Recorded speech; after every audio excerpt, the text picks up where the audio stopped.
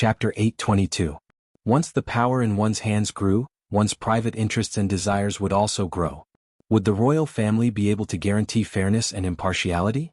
Would every generation of emperors serve the country and the people? Who could guarantee that this would prevent land annexation? For their own selfish interests, people's brains would become quite smart. Even the Federation Sky Brain was amazed by this kind of intelligence. The landlord class would always make a comeback with another identity. What would they do then? Jiang Pingji let out a long sigh. There were still many things to consider. Wei Xi, on the other hand, was relaxed. He had thrown such a big problem to her and refused to stay to continue the discussion. It would be good to stay and have a meal together.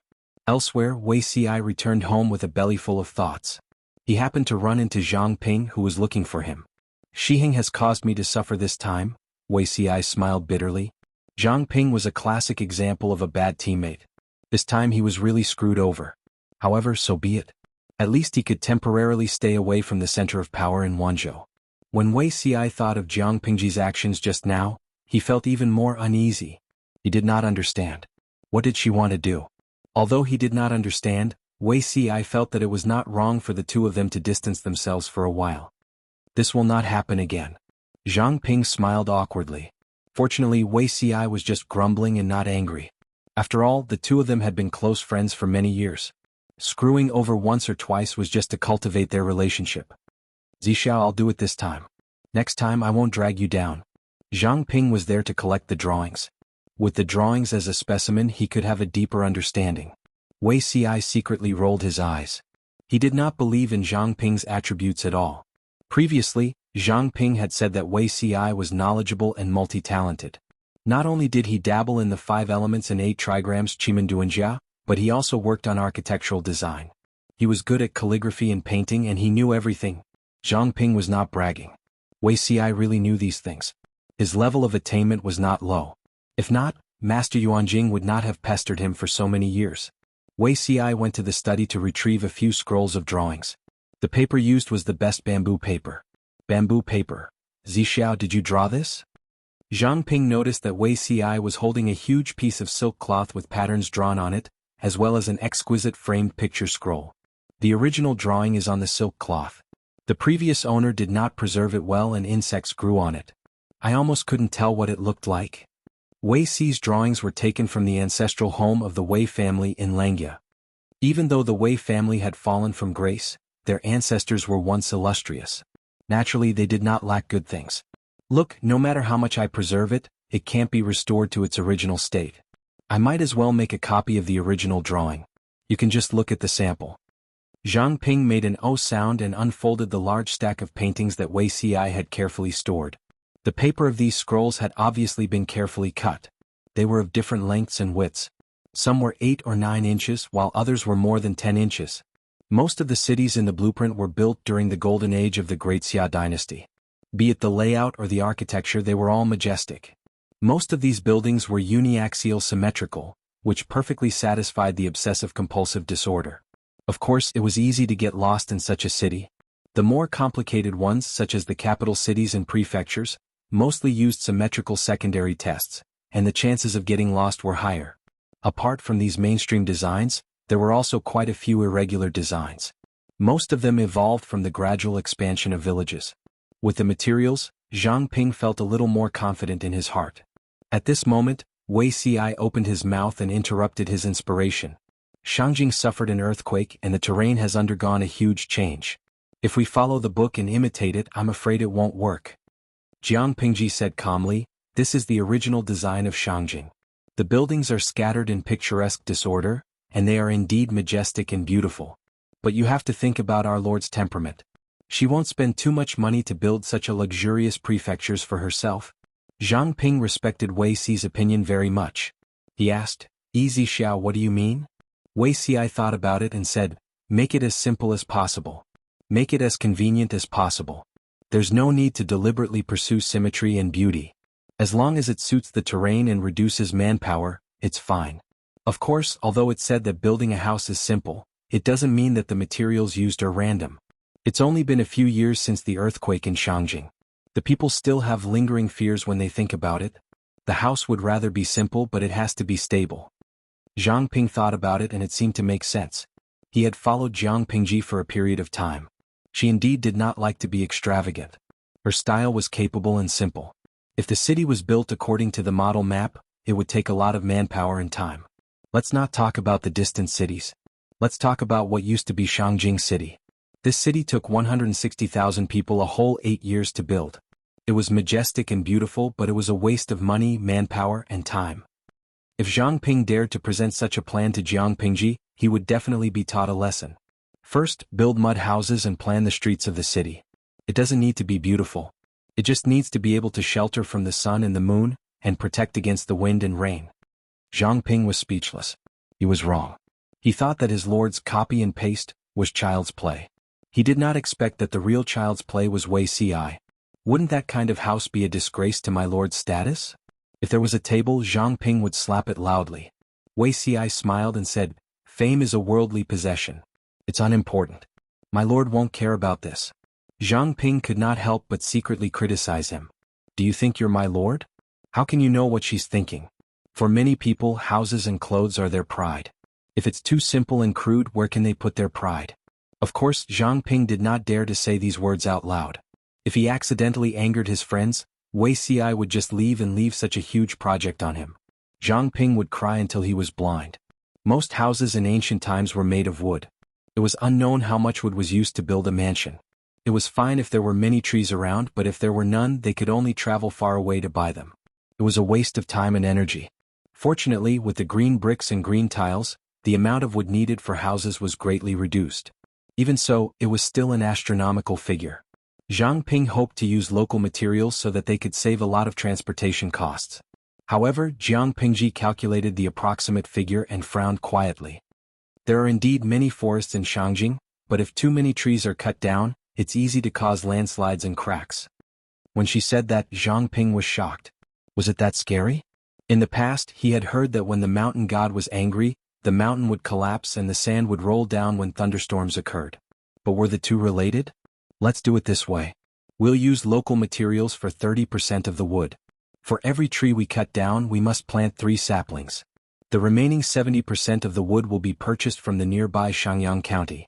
The gentry families in Shangyang County also deal in wood. They can't ask for more than such a big business. Let Xiaoyu discuss this matter. As for the green bricks and green tiles, I'll write a warrant for you. You can pick a few skilled brickmakers. Chapter 823.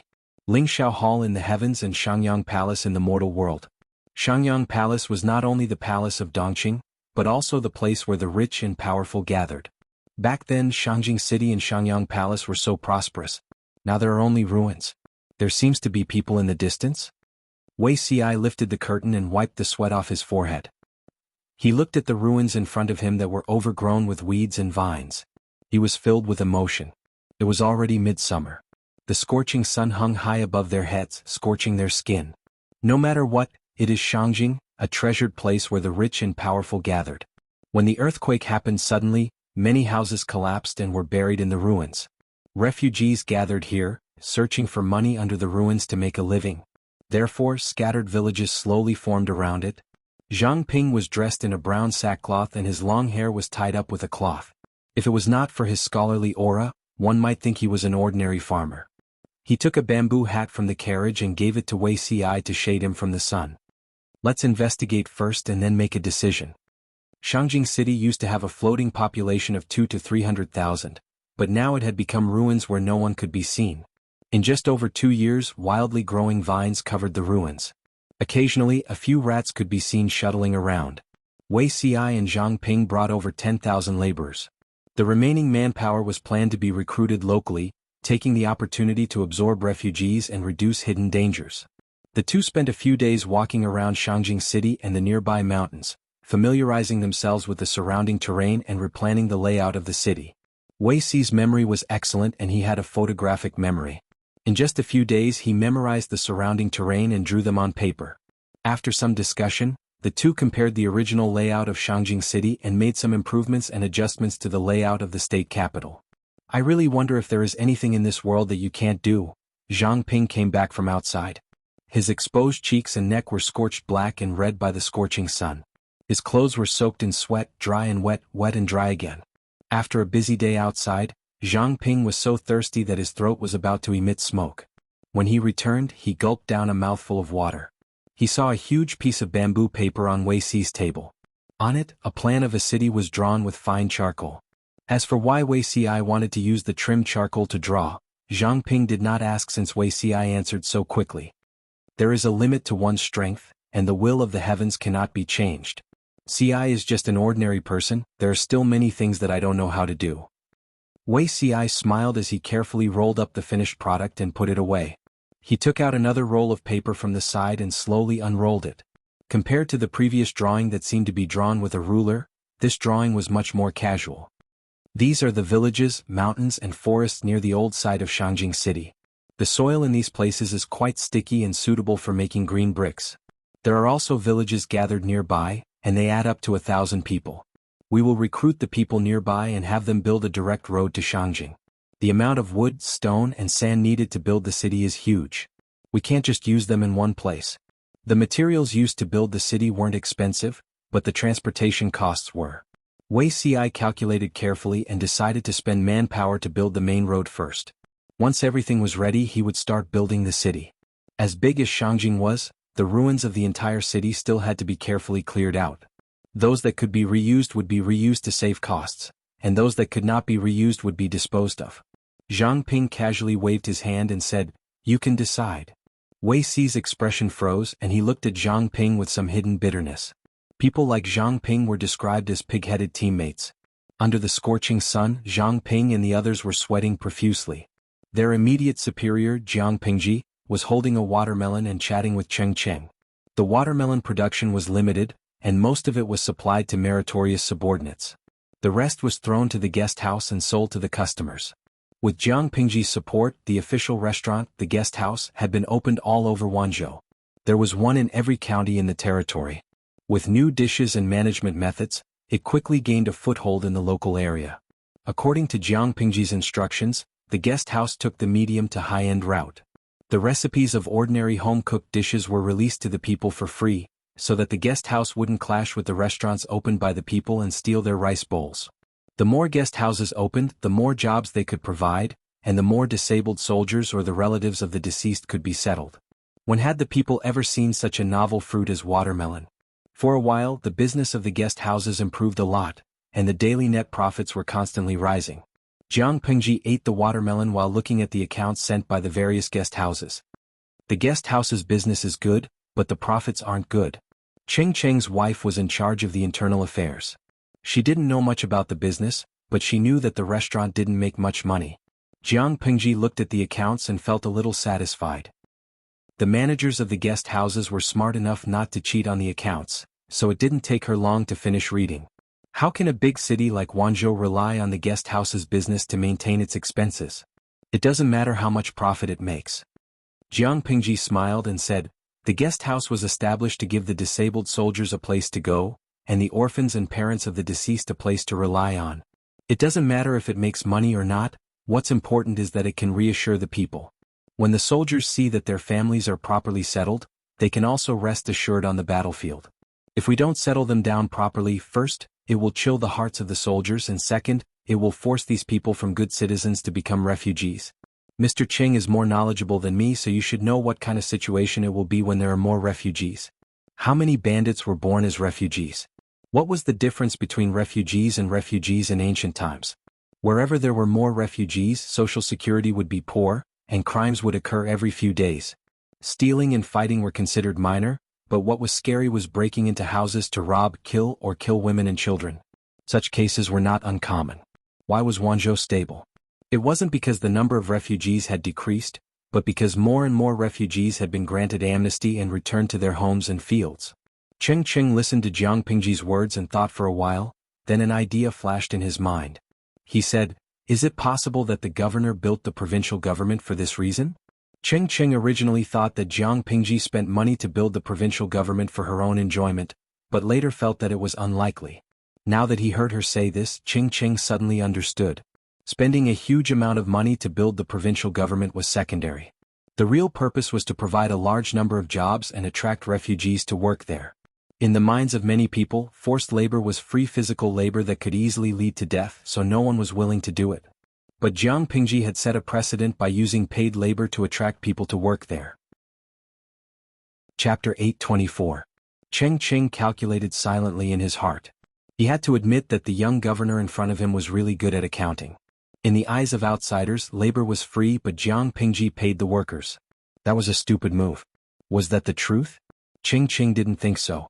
Jiang Pingji seemed to be at a disadvantage, but she was actually taking advantage of everything. Young people nowadays are really shameful. Cheng Qing sighed. The girl in front of him was a few years younger than his youngest son, but she was ahead of everyone else. Jiang Pingji said humbly, "You flatter me, Mr. Cheng. I still have a lot of things I don't understand and need your guidance." Cheng Qing smiled and waved his hand. "I'm old and useless. I only hope that I can live the rest of my life in peace." Jiang Pingji smiled and said nothing, but she snorted coldly in her heart. If Cheng Qing was the kind of person who preferred stability, he wouldn't be so troublesome. Speaking of troublemakers, the person in front of her was also a troublemaker. What was Cheng Qing doing? This person spent a lot of time and finally came up with a way to use different patterns to punctuate sentences. In fact, most scholars had their own habits of reading sentences, and they often used small symbols that they were used to demark sentences. On this basis, Cheng Qing proposed to use a unified symbol to punctuate sentences. At present he was worried about what pattern to use. Since it was a symbol used to punctuate sentences, the symbol naturally couldn't be too complicated, but it couldn't be without a symbol. He scratched his head and thought of several patterns, but he was not satisfied with them, so he looked for Jiang Pingji and asked her to give him some suggestions. Seeing the pattern that Cheng Qing sent, the audience in the streaming room exploded before Jiang Pingji could come up with any ideas. Eugene Xiang, "Oh my God, is this the ancient version of punctuation? But other than the dot and circle, I can't recognize anything else." Cheng Qing gave a variety of symbol designs. The simpler ones such as solid black dot and hollow circle, and the more complicated ones were similar to the Oracle bone script. The former was considered simple, but the latter was cumbersome and complicated. Jiang Pingji looked at it carefully, but she still felt that the patterns were too complicated and not concise. She was straightforward. Cheng Qing heaved a long sigh and said, "It's indeed complicated. If it's used for writing, it looks gaudy and affects the beauty of the paper. Some of the diagrams are too large and they are not simple to use. This matter is really worrying." Cheng Qing was extremely worried, and the audience in the live broadcast room suddenly became excited. They felt that punctuation could be used. If they could see familiar punctuation in the live broadcast room, they would feel a sense of accomplishment. "Li Wushuang, streamer, let me introduce something good to you. Our punctuation marks here are pretty good." The audience in the streaming room was enthusiastic, and Jiang Pingji had the same intention. She took out a new piece of paper and pretended to think for a moment. Then she picked up a pen and drew a dot and a line. Cheng Qing looked at it carefully. "What is the meaning of this, my lord? I thought that the words we learned today are made up of dots and lines. Since you want to create symbols to punctuate sentences, why don't you evolve it on this basis?" Jiang Pingji drew and wrote at the same time. Cheng Qing's eyes gradually lit up, as if he had received great inspiration. "According to what my lord said, a dot and a line can be used." Cheng Qing thought about it and drew a small circle on the paper with a pen. It was a full stop that the audience was familiar with. Such a small circle is concise and clear. If the blank space in the middle is painted, it will look different. Jiang Pingji said with a smile, "Exactly. You can also add a stroke to the black dot. It's also simple and easy to remember." She drew a comma. The black dot had a tail hanging from it and it looked like a tadpole. The pattern was not big and the image was concise and to the point. It was indeed easier to remember than the pattern that Cheng Qing had just come up with. Cheng Qing was suddenly enlightened. Inspiration swarmed in, and he hurriedly extended his creation on this basis. Jiang Pingji guided him from the side, and in a short while she came up with a few basic symbols. Every time one was added, the bullet screen in the live broadcast room became lively as if it was a festival. They did not witness the birth of the symbol, but they witnessed the entire process of the symbol growing from nothing to something in another dimension. It was a great sense of accomplishment. The person who was more excited than the audience in the live broadcast room was Cheng Qing. The pattern in front of him was very simple, but in his eyes, it was a rare treasure. With symbols, it was natural to give these symbols meaning. Jiang Pingji pointed at the full stop and said, "A circle is a circle. Why don't you use this pattern to end it?" Cheng Qing nodded and immediately made a mark near the full stop. He pointed at the comma and said, "According to what my lord said, this symbol has the intention of extending. Why don't you use it to stop? Jiang Pingji agreed with Cheng Cheng's suggestion. After all, the comma was originally used to stop sentences. After discussing for the whole afternoon, Cheng Cheng's spirits were still high. His eyes were shining. When Cheng Cheng returned home, not to mention his wife, even his youngest son and daughter could see the joy on their father's face. "Father, what good thing happened to you? Why are you so happy?" Cheng Yuan had been tired all day in the government office. He felt that his arm did not belong to him. He did not know why his father was so happy. There were so many things happening in Wanzhou that it was scary. When Cheng Yuan was buried by the documents, he also felt a little remorseful. Why did he walk right into the trap? Cheng Cheng smiled and stroked his beard. He said, "Naturally, it's because there's been progress on the sentence reading." Really? Cheng Yuan knew why his father had been worried recently. Because of this, he had not been able to sleep well all night. Now that there was a breakthrough, as his son, Cheng Yuan was naturally happy for his father from the bottom of his heart. Of course it's true. Cheng Cheng glanced at his son and said with some disdain, "There's no end to learning. You have to work hard." In the beginning, Cheng Cheng was quite satisfied with the knowledge of his two sons, but compared to Jiang Pingji, he felt that he despised everything. Cheng Yuan could be said to be extremely innocent after being suddenly lectured by his father. He had not been slacking off recently. Why did his father suddenly give him a warning? At the same time, the city gate had been locked, but a large group of carriages arrived outside the city. They thought that it was a passing caravan that would soon turn to another place to spend the night and enter the city at dawn. Who knew that the other party would stand outside the city in a daze and have no intention of moving? The soldiers guarding the city felt that something was wrong and sent someone down to inquire. "Who are you? Where are you from?" "We're from out of town. We're here to seek refuge with our relatives." The person who replied was a servant dressed as a child. Although he spoke in Dongqing's official language, his pronunciation was stiff and it was a little difficult to listen to. When the soldier heard the other party's accent, his brows furrowed fiercely. His tone was a little forceful and he bluntly chased them away. "Now that the city gate has been locked, if you want to enter the city, come back tomorrow." The servant smiled apologetically and handed over a money pouch filled with broken silver. "Brother, please don't be angry. It's late at night and it's really not suitable to sleep in the wild. Why don't you do us a favor and help us pass a message to our master's relative to come out?" The soldier did not dare to accept these benefits. The higher-ups were very strict in this regard. He roughly pushed the money pouch back and asked casually, "Who is your master's relative?" Chapter 825. Commandant Li? The soldier guarding the city glanced suspiciously at the servant and the carriages behind him. His heart wavered and he said hesitantly, "I've never heard of Commandant Li having any relatives. Wait here for a while, I'll send someone to inform the commandant." Hearing the first sentence, the servant thought that he would be denied entry. He didn't expect the soldier to be reasonable and be willing to help run this errand. He bowed gratefully and thanked him sincerely. "Thank you, big brother." The city guard snorted softly and accepted the other party's bow. "Wait here, Commandant Li isn't someone ordinary people can meet. If you want to pass on the news, you'll have to wait for a while." The soldier guarding the city said the ugly part first to prevent unnecessary misunderstandings. The servant hurriedly said, it's all right. As long as we can meet the general, it's all right to wait a while longer." The city guarding work wasn't under Li Yun's jurisdiction. The soldier guarding the city could only pass on the news one level at a time. There was a long detour in the middle. By the time Li Yun received the news, he had already slept for a while. Relatives. As a martial artist, Li Yun had always maintained the habit of sleeping lightly. He would wake up the moment there was movement outside. When he heard someone pass on the news that his relatives were outside the city, he was stunned. He thought he was dreaming. Where did his relatives come from? Li Yun's reaction was misunderstood by his subordinate. He said angrily, "Could it be that the people below are making fun of me?" What time was it now? It was indeed a little too much to come in the middle of the night to make people sleep well. Hearing his subordinate's words, Li Yun waved his hand and got up to take down his outer robe from the clothes rack. He casually said, "Let's go take a look." The subordinate was stunned. Could it be that the people outside the city were really Commandant Li's relatives? It was already the middle of the night. Other than the patrolling guards, there was almost no one else.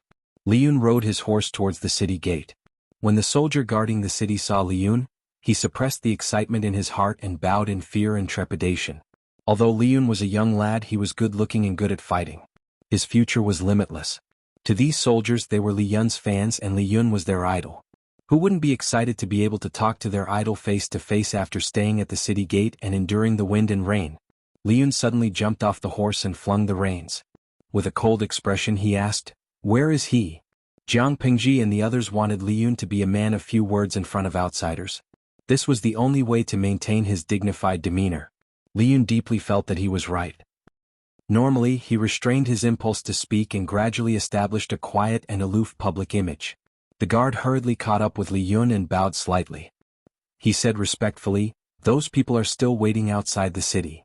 Li Yun took out his token and ordered, "Open the city gates." The tall and heavy city gate opened up to the width of a person, and dim candlelight seeped through the gap. Li Yun's shadow was elongated, casting a shadow on the ground. Not far away, a servant dressed as a child was looking around. When he saw Li Yun appear, his eyes lit up. His appearance, demeanor, stature. If he was thrown into a crowd, he would be the center of attention. This person was definitely the one he was looking for. To ensure Li Yun's safety, there was a troop of soldiers behind him. The servant hurried forward, but unexpectedly he was stopped by the guards. Li Yun waved his hand and said, "No matter, let him come forward to talk." The servant felt as if someone had poured a bucket of cold water on his head. His agitated emotions calmed down a lot. Li Yun asked him, "You said that your master is my relative?" At the same time, Li Yun sized up the servant. Although he was a servant, his attire was better than that of a commoner from a wealthy family. Li Yun did not remember having such a distinguished relative. He and his honored master depended on each other on the mountain. He had not even seen his adoptive parents in name a few times. How could he be a relative? The servant was about to speak when he heard a cold snort. The voice was not loud, but it was very clear, as if it was ringing in his ear. When Li Yun heard this voice, his first reaction was, "This person is a master of internal martial arts." His second reaction was that he was so moved that he almost cried. "I haven't seen you for more than 2 years, my disciple is so impressive." It was clearly a reprimand, but there was an indescribable pampering and joy in the voice. Li Yun was so excited that he almost forgot to speak. It was only when Xie Qian finished speaking and alighted from the carriage that he came to his senses. He saw Li Yun stride forward and kneel on the ground with a thud. He bowed and said, "Master, your disciple is unfilial. I was unable to welcome you from afar." The person who came was none other than Li Yun's honored master, Xie Qian. When Xie Qian failed to assassinate the Zhongzhou Empress, he dragged his good friend, the great scholar of Zhongzhou Wanxian, and fled for his life. Relying on his rich experience, Xie Qian and his men avoided the imperial notice posted by the Zhongzhou imperial family and left Zhongzhou without a hitch. Just as the war in Qinzhou was heating up, Xie Qian was worried that he would be dragged into the battlefield. He had no choice but to take a detour and head straight for Wanzhou. He asked around and found out where Li Yun was staying. Unfortunately, by the time he rushed out of the city gates had long been locked. "Get up. How old are you now? If outsiders see you crying, it will damage your reputation." Xie Qian bent down and helped Li Yun up. With the light from the torch, the bystanders noticed that Li Yun and Xie Qian's side profile was rather similar. Li Yun was young and his face still looked immature. However, after several battles, he already had the demeanor of a general. Xie Qian was mature and steady. His face was angular and slightly weathered. His eyes were as calm as a pool of stagnant water, which added to his charm. As long as one wasn't blind, 9 out of 10 people would guess that the two of them were related by blood if they stood together. Li Yun sniffled. When he came to his senses, he revealed a bashful expression. Only then did he realize that he was being watched. At this moment, Li Yun noticed an unfamiliar middle-aged man standing next to his master. His temples were dyed with a few strands of gray, but he had a scholarly air about him. He had a strong smell of ink. Li Yun had only seen such an air in a few teachers. It was obvious that this middle-aged man wasn't an ordinary person. His family background was certainly not bad. The middle-aged man was the great scholar of Zhongzhou Wanxian. His courtesy name was Changzhai. He sized up Li Yun. Li Yun even obediently bowed to him and called him senior. Wanxian nodded in satisfaction. He stroked his beard and smiled. "You have some of the elegance you had when you were young." Xie Qian was well versed in both literature and martial arts. At first glance he looked like a lean scholar. Only when he fought did he realize that he could fight. Li Yun, on the other hand, did not have the air of a scholar. His figure was lean and tall. He stood there like a spear. One look and you could tell that he was a martial artist. As Wan Xian said this, Li Yun's eyes darted around. A question was stuck in his mouth wanting to ask. Chapter 826. Could it be as Lu Shi said, that he and his master were not master and disciple but father and son? Wan Xian also said that he resembled his master when he was young. This piqued Li Yun's curiosity as if a few kittens were gently scratching him. Xie Qian sighed softly and said, "This is not the place to talk. Can we enter the city for a chat?" Li Yun hurriedly said, "Of course. Please follow me, master and this gentleman." After all, he was Li Yun's relative. Even Li Yun acknowledged him, so the city guards naturally had to open the city gates to let them in. The city was quiet. Occasionally the sound of the night watchman could be heard. Li Yun brought him back to his mansion. Although his house was only a two-level mansion, there were still many empty rooms. Xie Qian looked at him and felt gratified. "Looks like you've been doing well these past few years." Wanzhou was the place where the Tsingyi army and the Red Lotus group wreaked havoc the most. But now the buildings in the city were lined up neatly, the streets were wide and tidy, and the air was fresh and clean. It was unlike other cities where the streets were filled with filth and the air was filled with foul odors. Li Yun invited Xie Qian to sit in the seat of honor. His eyes were filled with admiration. "Master." In the end, Li Yun was so nervous that he could not speak. It was as if thousands of flies were buzzing in his head. Xie Qian took a sip of tea and casually raised his head to look at Li Yun, who was kneeling not far away. He asked calmly, "What's the matter?" Li Yun stammered, unable to speak. After all, it was somewhat shameful to ask his master if he was his biological father. What if it was a misunderstanding? Master left a letter in the thatched cottage, saying that he wanted to seek revenge. Then, did he succeed? Li Yun cowered and changed his question at the last minute. If Li Yun dared to look up, he would have realized that Xie Qian's bearing was not something an ordinary martial artist could have. One's temperament changed one's body. That was obviously a noble bearing that could only be cultivated in a wealthy family for a long time. How was it like living in seclusion in the mountains for more than 10 years? Hearing Li Yun's question, Xie Qian's hand that was holding the tea paused. He almost spilled the tea. Xie Qian was also a martial artist. His kung fu was unusually stable. To make him make such a mistake, it was obvious how lethal Li Yun's question was. "No, I failed." Xie Qian squeezed out these words through gritted teeth. Li Yun lowered his head and asked weakly. He seemed to have accepted his fate. "Earlier, I met my lord's father, the Chongzhou magistrate Lu Shi. He said that he and my father were childhood friends. He even said that this disciple is not only master's disciple, but also very likely to be your biological son. Master, is this true?" Xie Qian tilted his head and searched his mind for Lu Shi's face. He hadn't seen Lu Shi for many years. The impression he had of Lu Shi was still that of his youth. Li Yun saw that his master did not reply for a long time. His heart sank and almost sank to the bottom. "What do you mean by very likely?" "It's true," Xie Qian added in a slightly displeased manner.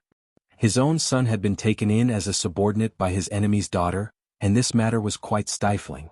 More importantly, the relationship between Xie Qian and Lu Shi was not as good as the latter made it out to be. When Li Yun heard this, he suddenly raised his head in astonishment, unable to contain his joy. After a long pause, he spat out a word, "Father?" Xie Qian nodded lightly. "Yes." On the other hand, Li Yun was stuck. The expected reunion between father and son was supposed to be a touching reunion. Why was it so dull? "Father? Then why don't you acknowledge me as your son?"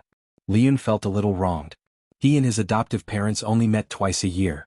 The person he interacted with the most was Xie Qian. When he was young, he often wondered why his master was not his father. Xie Qian lowered his eyes and said, "When did I not acknowledge you?" Li Yun was stuck again. A teacher for a day, a father for life. The family spear technique needs to be passed down from master to disciple. Since I am your master and your father, when did I not acknowledge you? Li Yun was speechless.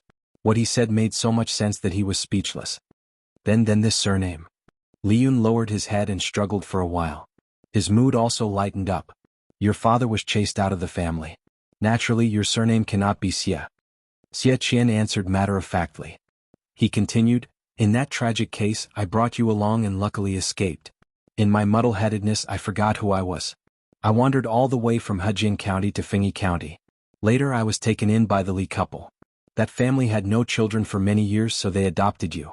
When your father remembered who I was, you were already 2 years old." Li Yun's original name was Li Gozhu. The blood clot in Xie Qian's brain slowly subsided and he regained his memory. Suddenly his head hurt. He, Xie Qian, was well versed in both literature and martial arts. Yet his son had such a lowly name. However, he was too embarrassed to argue with the couple. He simply let that name be Li Yun's nickname and even made the decision to give him a nice-sounding name. Yun meant that he was wealthy and well-versed in both literature and martial arts. It was much better than Goju. After the couple adopted Li Yun, they quickly became pregnant. Naturally, they cherished their child even more and did not mind Xie Qian's actions. After listening to his explanation, Li Yun did not know whether to laugh or cry. However, he quickly noticed the strangeness in Xie Qian's words. What did he mean by chased out of the family? What discord did father have with the Xie family? There were 4 noble families in Dongqing: the Feng family of Shangyang, the Wang family of Lengjia, the Xie family of Jiangning, and the Meng family of Cangzhou. Although he did not know much about the Xie family, looking at Feng Jin beside him, Li Yun knew that Xie Qian, who was a direct descendant, must be very respectable. According to Lu Shi, Xie Qian was a leading figure of his generation. How did he become like this? Because of Xie Qian, Li Yun specially asked Feng Jin about the Wang family of Lengjia and the Xie family of Jiangning. He discovered something strange. These 2 families seemed to have faded out of sight at the same time. Their activities in the imperial court had decreased. Xie Qian's eyes slanted and he said plainly, "You are still a child. This matter has nothing to do with you." Li Yun was disheartened. He stubbornly changed the question. Then father's enemy is the person who killed Yun's mother? Who is that person? This time Xie Qian did not avoid the question. Instead he said, "A demon." This monstrous genius wasn't just a curse, it was a real monstrous genius. Li Yun wanted to continue asking, but when he saw Xie Qian's calm face, all his courage disappeared. Then will father still leave? Li Yun's goal in life was very simple. He wanted to take care of his master, marry a wife and have children. With his persistent efforts, he finally had a sliver of hope for the latter. If his master left, who would he take care of? "I'm not leaving." These 3 simple words were like music to Li Yun's ears. "Tomorrow, introduce me to him," Xie Qian said. "Introduce? There are some things that I need to discuss with your lord. Even if I can't find Lu Shi, it will be the same if I can find his daughter." Chapter 827. Take your time, father and son. Wan Xian glanced at Li Yun. His features resembled Xie Qian when he was young, but his delicate features were closer to his mother's. Thinking of this, Wan Xian could not help but sigh. If not for that incident, Xie Qian and his wife would be an enviable immortal couple. Li Yun hurriedly let the servants lead the way and brought Wan Xian to the guest room. Seeing his son's busy appearance, Xie Qian smiled and said, "After 2 to 3 years, you've grown a lot." Li Yun's ears perked up. His father's words were praising him for growing up and being able to take charge. Even though his heart was bursting with joy, he maintained his habitual aloofness on his face. Xie Qian changed the topic and said to Li Yun, "According to tradition, marriage should have been arranged a long time ago." At this point, his brows furrowed uncontrollably. If Xie Qian had not been secretly removed from the Xie family, Li Yun would have been the legitimate grandson of the Xie family. Marriage arrangements were made at the age of 13 or 14. Usually, it was chosen by the wife of the family. "It's a pity that your mother passed away early. Otherwise, she would have been able to attend my first birthday banquet." The rules of aristocratic families were as numerous as the hairs on a cow. Marriage was arranged at the age of 13 or 14, and marriage at the age of 18 or 19. Considering Li Yun's age, he should have gotten married long ago and had children. The current situation was a little awkward. It felt like he was stuck between a rock and a hard place. As someone from an aristocratic family, although Xie Qian did not crazily value bloodline, he did not see himself as a commoner. When his son arranged a marriage, it was best for the bride to be of noble birth. She did not need to have a distinguished family background, but she had to be smart. The main point was she had to be smart. It couldn't be helped. Xie Qian's nerves were strained by that strange demon. He was afraid that his son would marry the wrong wife and ruin 3 generations. Xie Qian mentioning Li Yun's birth mother calmed Li Yun's swollen mind. Ever since he was young, he had never heard Xie Qian talk about his birth mother. Li Yun asked carefully, "Father, I heard from Governor Lu that my mother was from the Lengjia Wang family?" Both parents were direct descendants of the 4 noble families. In this era where bloodlines were important, Li Yun's birth was even nobler than the royal family. Xie Qian sighed and said with a look of reminiscence, "Yes, your mother's surname is Wang, and her maiden name is Huiyun. She is the legitimate daughter of the Wang family of Lengjia." She and the current family master of the Wang family are siblings. Unfortunately, the heavens didn't help anyone. Her body was delicate and she unfortunately died of a hemorrhage when she gave birth to you. Li Yun listened attentively. When he heard Xie Qian say his mother's maiden name, Huiyun, his eyelids twitched. Xie Qian didn't miss his son's reaction and asked, "What's wrong?" Li Yun shook his head. "No, I just feel that the name mother is similar to a lady I know. Not to mention similar names, there were many people with the same name in the world." Xie Qian did not care. Li Yun asked again, "Mother? I heard from Governor Lu that she is a rare talented woman." Xie Qian said proudly, "She's not just a talented woman. Using Lu Shi as an analogy, your mother's talent is more than enough to crush Lu Shi." Li Yun, "Father, how deep is the enmity between you and Lu Province's governor?" However, after hearing Xie Qian's words, Li Yun also felt a sense of admiration for his mother, whom he had never met. He was also a little depressed. According to his father, his mother died giving birth to him. "Father, do you have a portrait of my mother?" Li Yun heard from Lu Shi that Xie Qian was an all-rounder with both pen and sword. He could recite poems and paint with a brush and he could kill enemies with a spear. If that was the case, his father should have drawn something like a portrait of his mother as a memento, right? "Of course I do." Xie Qian had been a mountain otaku for more than 10 years. If it were anyone else, they would probably have degenerated into a slovenly Jianghu man. However, Xie Qian's upbringing was ingrained in his bones. Even if he only lived in a thatched hut, he could still create a dissolute and unrestrained demeanor of a hermit. As a single father who raised his son to make a living, he did not neglect his other skills. His brush and ink were still outstanding. To prevent his memory from fading, he drew several portraits and carried them with him. Li Yunxing hurriedly opened the portrait. When he saw the person's face, he was instantly stunned. If he was not sure that Lady Huijun was younger than him by a few months, he would have suspected that she was his mother. "Isn't this Lady Hui?" he muttered as his forehead was hit. How rude. He did not call her mother, but Lady Hui. Was this fellow rebelling? Li Yun hesitated for a while and said honestly, "Father, I have seen the person in the portrait." Xie Qian's heart jumped to his throat. His son had seen that evildoer? "When did you see her?" "Yesterday." Li Yun explained, "There is a lady in the Lord's backyard. She looks similar to the mother in the portrait, but her temperament is very different." The Wang Huiyun in the portrait had a temperament like an orchid, elegant and refined. She wore a luxurious dress and stood among the flowers. Her right hand was placed on her slightly protruding abdomen. There was a faint smile on her face. Her entire person was shrouded in the halo of maternal love. When people saw the portrait, they were first attracted by her temperament, then they noticed her appearance. Even through the portrait, they could guess that this was a talented woman who had read extensively. Only by immersing herself in this field for a long time could one cultivate such a temperament. As for Lady Hui, who Li Yun had seen before, she was also a beauty beyond compare. However, that kind of beauty was dazzling and dazzling. One was reserved, the other was flamboyant. Hearing Li Yun's words, Xie Qian immediately became vigilant towards the woman who looked like his wife. Without waiting for Xie Qian to regain his senses, Li Yun carefully kept the portrait and said shyly, "Father, what is it?" "Your son has a woman that he admires." Li Yun did not want his father to decide on his engagement. It would be better for him to confess now to avoid unnecessary trouble. Xie Qian was speechless. Although he had unwillingly lowered his standards for choosing a wife, Xie Qian really did not want his son to marry an illiterate, vulgar woman from the mountains.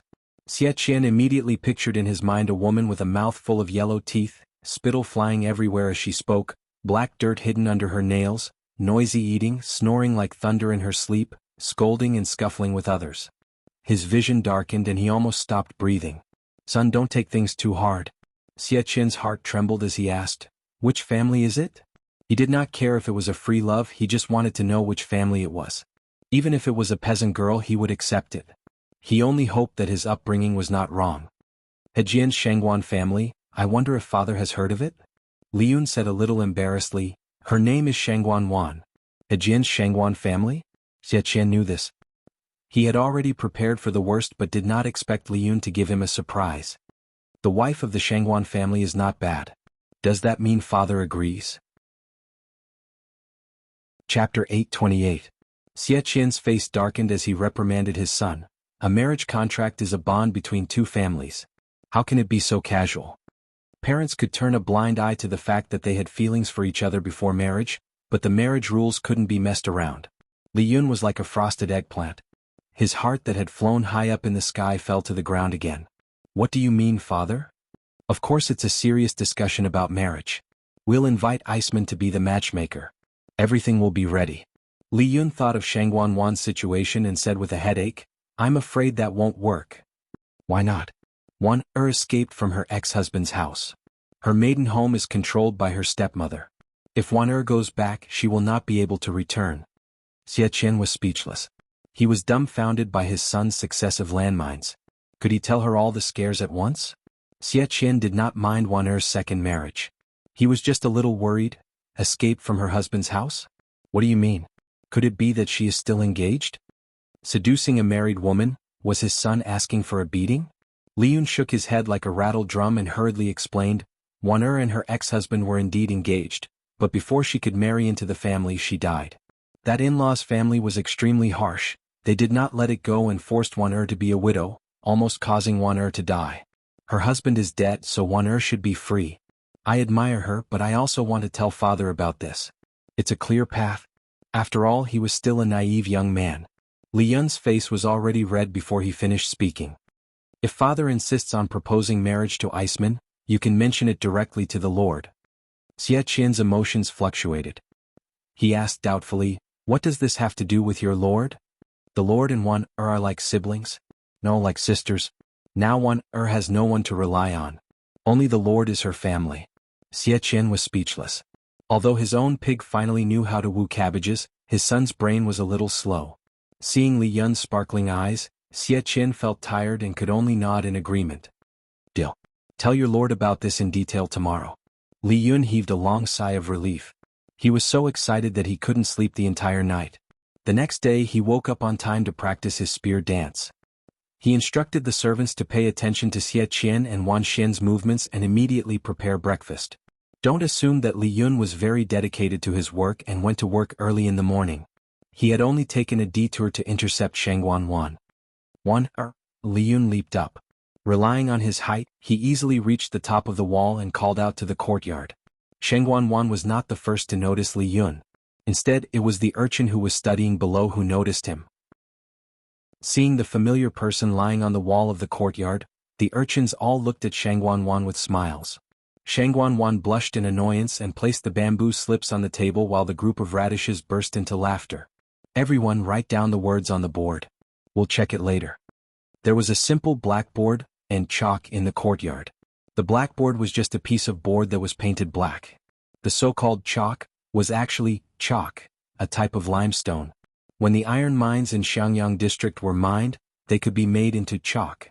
Before this, no one had thought of using this white material to write and teach. It was the Lord who was clever and good at making use of it. What are you doing here again? Li Yun took something out and said to her, I passed by here and brought you some breakfast.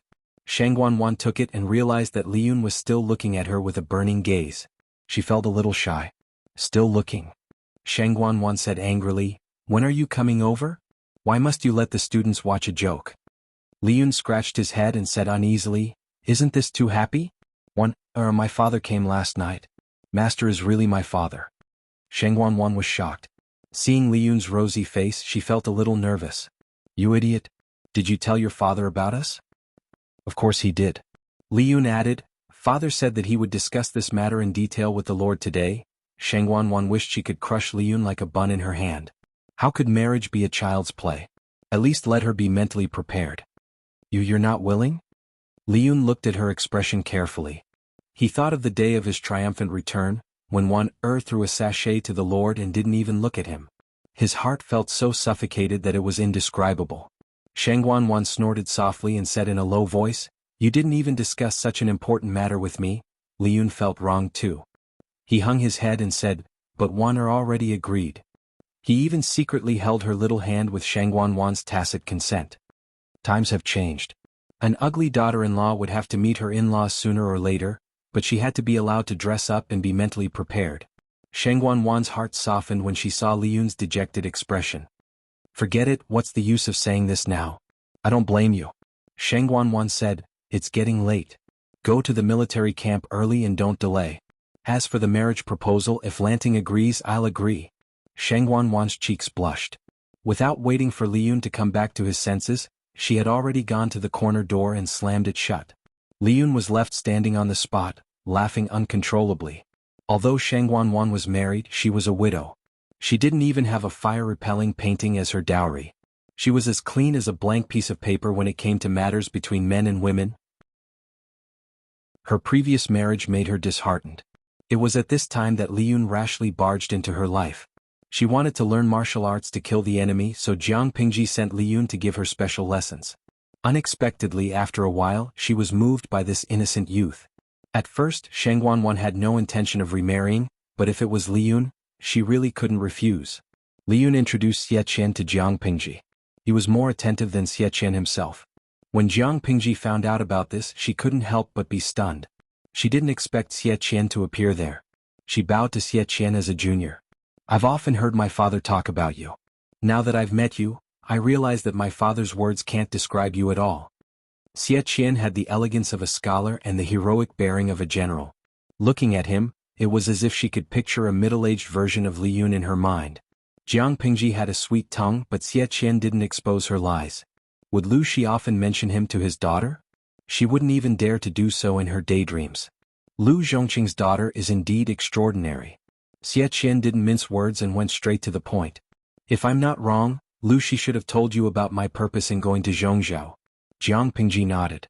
He said it was to assassinate an enemy. Did Uncle Xie succeed? Chapter 829. Evildoer? Jiang Pingji's gaze shifted and she secretly clenched her right hand. Her tone was filled with murderous intent. I heard my father mention that evildoer. It was said that she was the culprit behind my mother's death. However, she was omnipotent and had extraordinary abilities. My father couldn't do anything to her. Xie Qian had been observing Jiang Pingji's reaction. Seeing her reaction, he knew that she knew a lot of inside information. Lu Shi was a big-hearted person. He told such an important matter to his child. Wasn't he afraid that his child would do something stupid out of impulse? Xie Qian did not tell Li Yun the truth about his mother's death. He was actually afraid that his child would do something stupid out of impulse. That evildoer was not simple. Even the master said, an ordinary human body could not hurt the evildoer at all. To put it bluntly, going there would be suicide. Rather than saying that she has omnipotent abilities, it's better to say that the person she hooked up with is powerful. Xie Qian sneered mockingly. His eyes were filled with obvious disgust and contempt. He continued, perhaps no one in the world can compare to her in terms of seducing the master. Jiang Pingji nodded in agreement. She smiled and said, since ancient times, heroes have a weakness for the charms of beauties. Even heroes among men are like this, let alone those ordinary people who are controlled by their bodies. I'm just a little curious. My father said that the evildoer has evil methods that are beyond imagination. She is comparable to Daji, who seduces the master.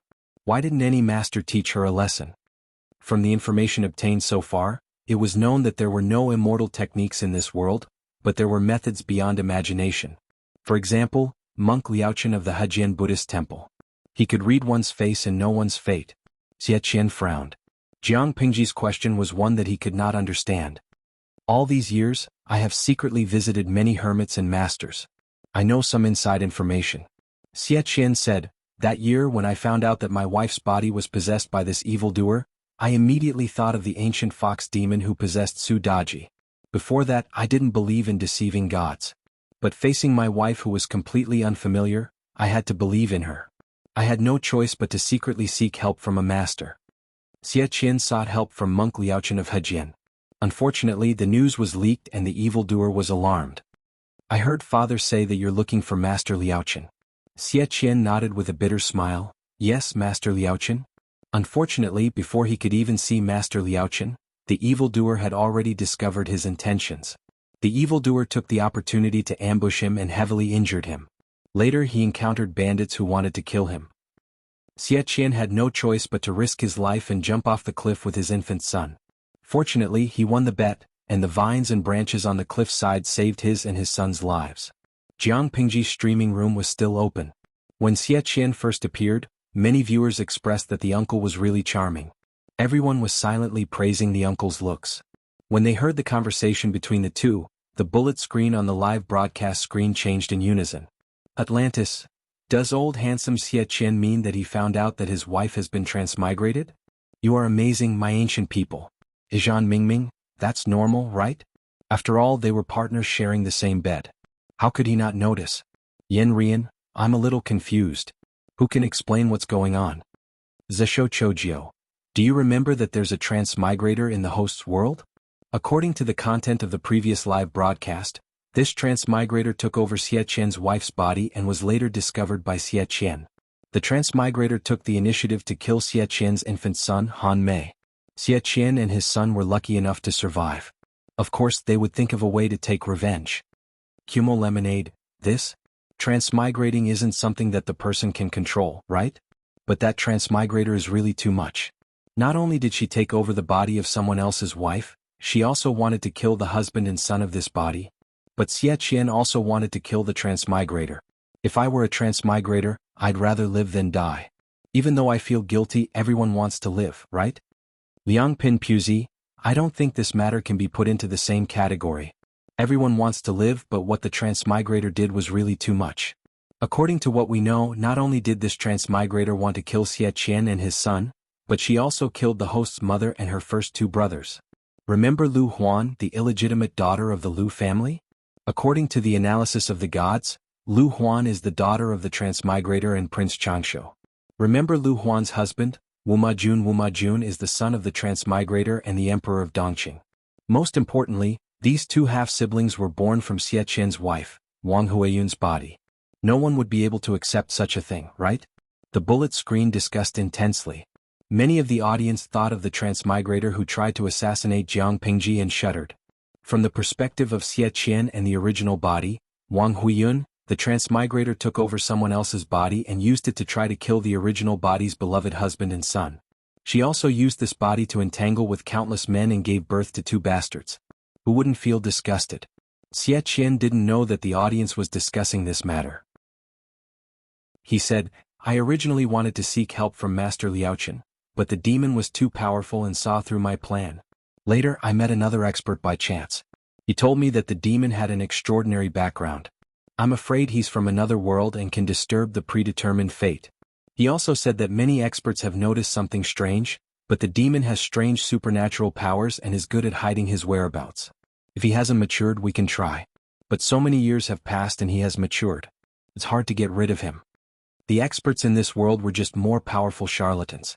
They could pinch and calculate, but they couldn't fight. The transmigrator's fate was not in this world. They couldn't calculate the person's fate, let alone find her. Someone from another world? Xie Qian sighed. Yes, someone from another world might be a demon that harms people. Jiang Pingji rolled her eyes and found something strange. Lu Shi knew the general location of the transmigrator because he had power and influence. He could send people to help him investigate. Xie Qian was a loner, powerless, and removed from the Xie family. How could he be so sure that the transmigrator was in the Zhongzhou Palace? I have a question. How did you know that the demon was in the Zhongzhou Palace? Did an expert tell you that? The expert didn't tell me, but he gave me this. Xie Qian took something out of his pocket. It was a jade pendant in the shape of a yin-yang fish. Jiang Pingji stepped forward to take it. It was the size of a palm and felt warm to the touch. The texture was smooth and delicate. It was a rare warm jade. The jade pendant was very strange. It was half black and half white. The black was pure and the white was translucent. What is this? Chapter 830. The Prime Minister of the previous dynasty, Huangfu Xiu? Jiang Pingji had read about him in the history books. It was rumored that he was proficient in the 8 trigrams of the Book of Changes. He had the heavenly eye and could communicate with ghosts and gods. At first, she thought that he was not doing his job properly. Instead of ruling the country and fighting wars, he pretended to be a quack. But now it seemed that the rumors were true. Otherwise, why would there be such a strange thing among his burial items? Other than its strange shape, this warm jade has no other uses. Jiang Pingji murmured. Xie Qian explained, the master said that this item can ward off evil spirits and stabilize the soul. It specializes in restraining demons and ghosts, and it has another magical power. Jiang Pingji curiously looked at the jade pendant, but she did not find anything strange. What magical power? Xie Qian said, it is said that there is another universe in the jade pendant. It is difficult for demons to hide from it. It is a Taoist treasure. Jiang Pingji stared at Xie Qian, blinked and said, "Can you explain it more clearly?" No matter how one looked at it, it was just an ordinary jade pendant. Xie Qian smiled bitterly and said, "Wear the jade by your side when you sleep. After a long time, the spiritual jade will connect with your soul. When you sleep, you can travel freely between heaven and earth, dream of many strange scenes and remember them clearly when you wake up. The master told me that as long as I drip the target's blood on the center of the yin-yang fish, I can see the target's location when I enter the dream." Jiang Pingji was stunned. She said, "That's amazing. There is such a thing in the world." The 150,000 idle viewers kept sending 666. The streaming room was finally developing from ancient times to Xinxia. "You used this to find the demon's location?" Jiang Pingji asked. "It was simply a Xinxia version of the GPS." Xie Qian smiled bitterly. "How can it be so simple? It took me several years to find the general location of the other party. Once the distance is too close to the demon, this thing loses its effect. I think it must be the demon's invisibility ability. Therefore, this thing could only lock the general location, but it could not accurately locate the target." Jiang Pingji looked at the yin-yang jade pendant thoughtfully. She felt that the characteristics of this thing were somewhat familiar. On the other side, the idle spectators in the live stream were also envious. Yuan Xiaoyo, Hanmei's dad, said that the jade pendant has a different dimension. Does that mean it's a portable space? Duanlu, host, do you want to bite your finger and bleed to try it? Perhaps it would successfully recognize its master. Moyan Sang Yuan, maybe it's not just a dimensional pocket. There's also a magical spring that can cleanse one's bones. The stars of last night, maybe there's not only a magical spiritual spring, but also an even more magical spiritual field. We can have fun on a farm. Suifeng Xiaoxi, haha, maybe there is not only a spiritual field, but also a small farmhouse with countless cultivation methods. Autumn water. In order not to break the formation, let me say this too. Maybe there's not only a farmhouse but also an old grandpa. Jiang Pingji was speechless. Salted fish were indeed salted fish. They were a bunch of people who didn't mind stirring up trouble. She ignored the idle audience and asked Xie Qian, "How do I use it? Just wear it by your side every day?" Xie Qian said, "An expert once said that if a person with a strong soul is born with the ability to communicate with the spiritual jade, their dreams will be clearer. If it's an ordinary person, they can only increase the amount of time they have contact with the spiritual jade. After constant practice, they can enter the dream and communicate with the spirit. It all depends on the person's talent."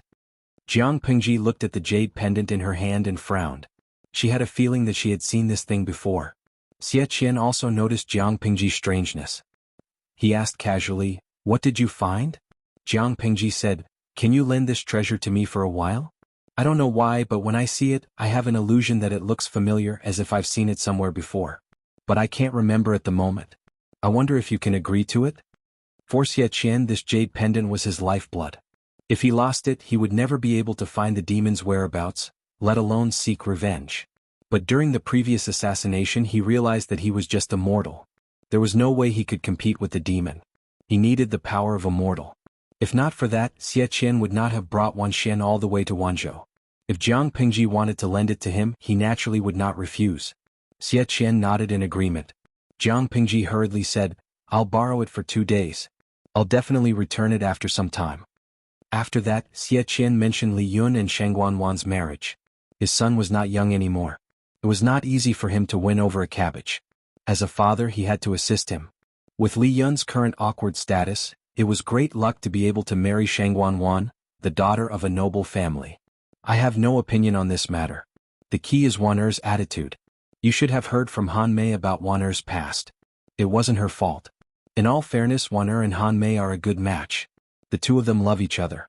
It would be best if they could get married. In front of the 4 self-accomplishment classics for women, a good woman should not marry a second time. Even if a woman's husband died before she married, a woman should be widowed for a husband she had never met. Xie Qian was not so pedantic. In fact, he scoffed at most of the contents of the 4 self-accomplishment classics for women. Not to mention second marriages, there were many women who married 2 or 3 times among the gentry. They only looked at the match and bloodline. They did not care about anything else. In fact, Shengguan Wan's status as a widow was nothing to Xie Qian. What kind of past is that? Why are those idiots making a fuss about being a widow? Why don't they take a look at themselves? Xie Qian's eyes were full of disdain. If you say so, I feel more at ease. When Xie Qian came out of the district headquarters, he saw his son looking around from afar. He looked as stupid as he could be. Father. Xie Qian pretended not to know him and walked past his son. Li Yun was depressed. He only wanted to know if the Lord had agreed to his marriage with one. In another room, Jiang Pingji was lost in thought as she looked at the yin-yang jade pendant on the table. She searched her memory seriously. Based on her experience, it was impossible for her to have seen such an item, but the sense of familiarity lingered. Jiang Pingji held the jade pendant and closed her eyes in deep thought. She wanted to use her mental energy to explore the material of the jade pendant. It was at this moment that an invisible cyclone appeared on the surface of the jade pendant. A weak suction attracted her attention. She closed her eyes and calmed her mind. She took the opportunity to inject her mental energy into the pendant. Suddenly, the originally dark field of vision suddenly brightened. It was the high sky covered by clouds and mist. She was stunned for a moment. She realized that a red line extended all the way to the bottom of the clouds. With a thought, she felt an illusion of weightlessness. Her line of sight followed the red line and pulled closer to the ground. Seeing that she was about to hit the ground, she suddenly opened her eyes. The feeling of weightlessness suddenly disappeared. Chapter 831. After the high-altitude scene, Jiang Pingji could see that the audience in the streaming room was still confused. From their point of view, Jiang Pingji was holding the yin-yang jade pendant. Her expression was slightly relaxed. After a while, she opened her eyes and muttered something. It's this thing. What on earth was it? She didn't know what was going on. The 150,000 idle viewers felt their curiosity was piqued, but the bad streamer refused to answer their questions. She was going to kill those with obsessive-compulsive disorder. Before Jiang Pingji could sort out her thoughts, some of the viewers couldn't help but ask questions. The entire screen was filled with all kinds of greetings. Huanyu, I'm so anxious. Can't you just say everything in one go? It's so uncomfortable to leave half of it unsaid. Wuxian, streamer, what's the origin of this jade pendant? Is it possible that there's a portable space, a spiritual spring, a spiritual field, a farmhouse, and a portable grandpa? If there's really such a thing, streamer, you might as well stop streaming conquering the world and start streaming cultivation. Someday Dao Zixin, haha, that's a good suggestion. If there's a streaming of cultivation, I want to be the streamer's first disciple. Even if I'm not an inner disciple or a personal disciple, it's good for me to be a registered disciple. Cultivation is much better than conquering the world. Shajiuqian Duanzhanggo, Tisk, why are you guys so optimistic? If this streaming room stops streaming the dukedom and changes to a streaming of cultivation, do you think it's possible for you guys to squeeze into the streaming room? Maybe everyone in the world will run to the signal tower and live there. When that time comes, with the hand speed of you guys who have been single for more than 20 years, do you think you can get a spot in the streaming room? You're thinking too much. Shiyu Sichin, getting a spot in the streaming room is a small matter. I'm afraid that after the streamer changes to cultivation, everyone on Earth will go there. 150,000 idle spectators gathered together, and they could easily lead the topic astray. At first, they were eager to know the origin of the yin-yang jade pendant, but now they were thinking about how to cultivate in the future. When Jiang Pingji sorted out her thoughts, the viewers were talking about how many years they could live freely and happily after cultivating. Jiang Pingji was speechless. She sent a bullet screen to cut off their daydreams so that they wouldn't be able to stop thinking. Host V, you guys are thinking too much. Your divergent thinking is not bad, but it's a pity that only a few of your sentences are relevant. Rather than calling this item a jade pendant, it would be more accurate to call it a type of interstellar ore. Even in my previous world, it was extremely rare and precious. When Jiang Pingji revealed the answer, the audience was in an uproar, then they were deeply disappointed. They had thought that they could cultivate and didn't expect such an answer. Drunken Cloud Cat Demon. Disappointed? He was exceptionally disappointed. If it was just a piece of ore, it would be meaningless. Regardless of whether it was ancient times, modern times, or the interstellar era, they were all essentially the same dimensional world. The only difference between the three was the time axis.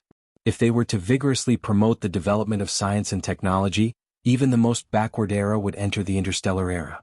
This was the inevitable outcome of the development of science and technology. The ores on Earth would be considered interstellar ores on other planets, wouldn't they? If that's the case, there's nothing special about the yin-yang jade pendant in the host's hand. Many of the audience expressed their disappointment, but a small number of people noticed the details of Jiang Pingji's words. She said that this interstellar ore was extremely rare even in her world. This was thought-provoking. In the interstellar era, there were tens of thousands of habitable planets. What they lacked the least was all kinds of energy. Under such circumstances, for Jiang Pingji to describe it as rare and precious, it was definitely a priceless treasure. Many people thought of this and their extinguished curiosity was rekindled. Fried egg Ching, streamer, what special use does this interstellar ore have? Jiang Pingji flipped the yin-yang jade pendant left and right, a light smile on her face. Because there was no one around, Jiang Pingji wasn't afraid of being heard. She opened her mouth and said, "Special use, I'm afraid I'll scare you if I tell you. According to the records of the Interstellar Federation, a new intelligent race will be discovered every 7 interstellar days. There are many forms of intelligent races. The most common creatures are those that are made up of cells, and the rarest are those that are pure energy bodies or spiritual bodies. Regardless of whether they are pure energy bodies or spiritual bodies, their life structure is not stable. Most of them can only survive in a specific environment. A small number of them can rely on special substances or mediums to leave their original ecological environment. This special substance is the ore in my hand. Can you guess its value?" Jiang Pingji rarely talked about her past, so naturally, the audience didn't want to miss it. "Awesome Wadigu. Streamer, don't keep us in suspense, I'm dying of anxiety. Tian Shou ba. How much value can such a small thing have? Is it possible to buy an entire Earth?" Some of the audience couldn't wait to urge her, while others laughed and teased her. Jiang Pingji laughed and said, "An ore the size of a fingernail can buy one or even several ore planets. Do you think it's valuable?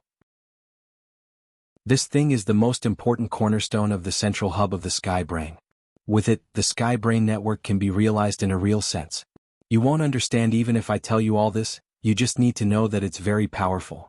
Unfortunately, it's a waste of God's gift now. Such a powerful thing, if it was placed in the right era, could be used to its greatest potential and create endless wealth. But now, it can only be treated as an ordinary accessory." Jiang Pingji was once one of the people with the highest authority in the Federation. In other words, her authority in the Sky Brain was second only to the Commander-in-Chief of the Federation. Many highly classified information that ordinary people couldn't come into contact with was completely open to her.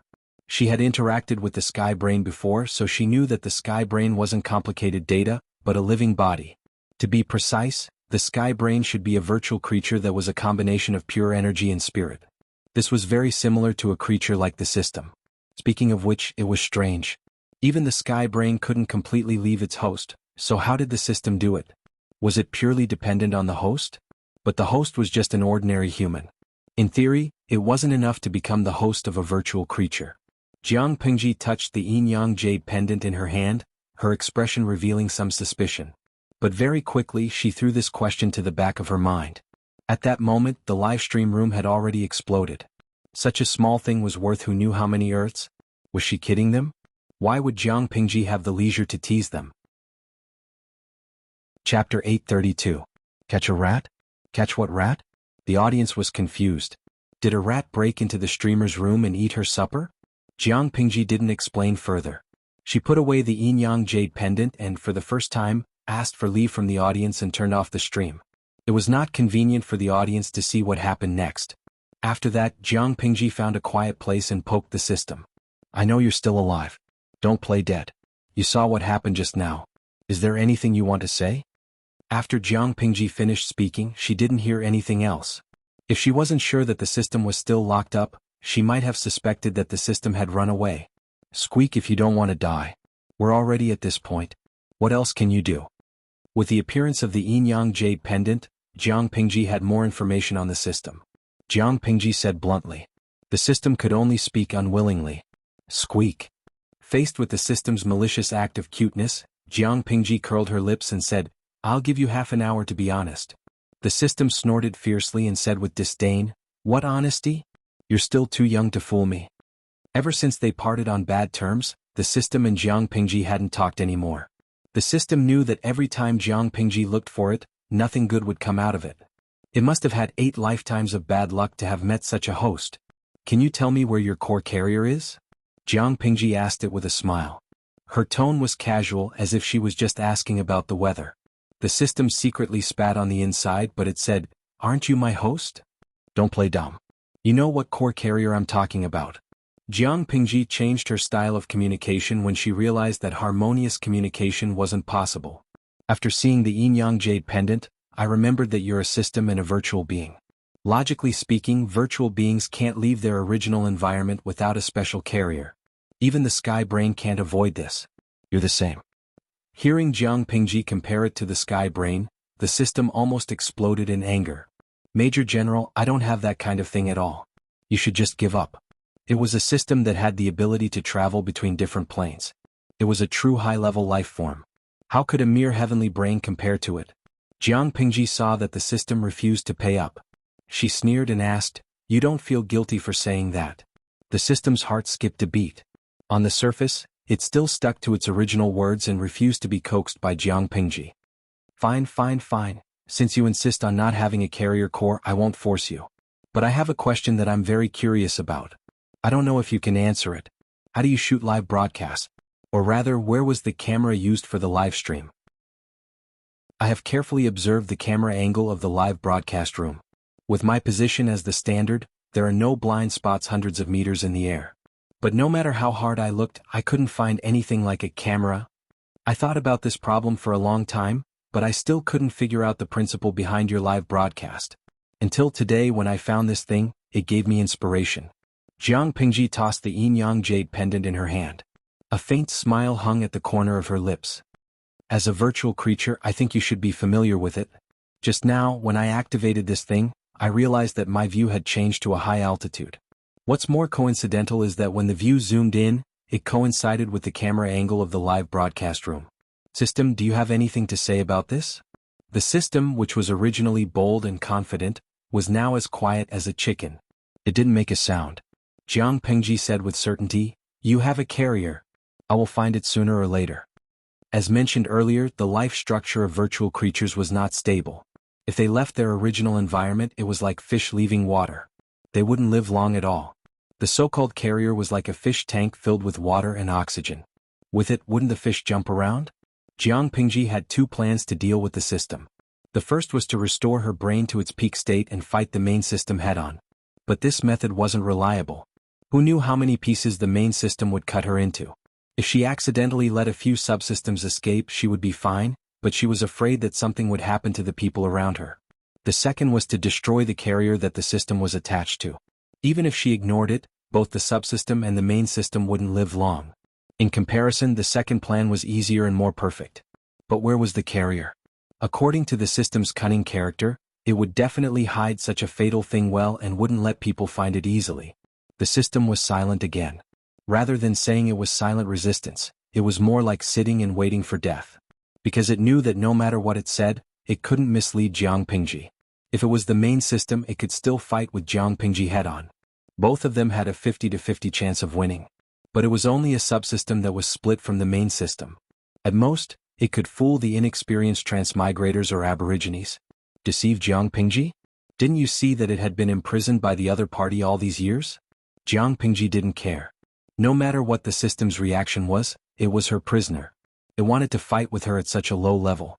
It didn't take her seriously at all. But before dealing with the main system, she felt that she could capture the small fish and shrimp first. Jiang Pingji closed her eyes again and used her spirit to probe the yin-yang jade pendant according to the previous steps. Soon she discovered a strange cyclone. In layman's terms, the yin-yang jade pendant was actually a terminal and login port for the spiritual network. Only when one spirit was strong enough could they log into the spiritual network. Ordinary people didn't have a strong mental brain. They could only increase the time they spent with the jade pendant and passively adapt. The so-called psychic dream was actually entering the spiritual network in an unconscious state. But Jiang Pingji was different. When the cyclone appeared, she didn't resist. She let the cyclone pull her spirit into it. Because she was mentally prepared, she wasn't surprised when the sky and clouds appeared in front of her. Instead, she followed the red line and fell to the ground.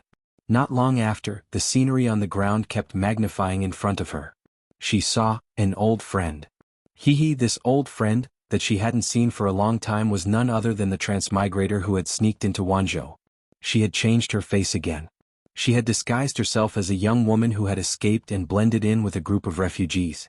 Jiang Pingji could clearly see what was happening on the ground and hear their voices, but the people on the ground were completely unaware. She focused her attention on the young woman. Chapter 833. If the Transmigrator's previous disguise was full of flaws, then this one could barely be rated 60 out of 100. System.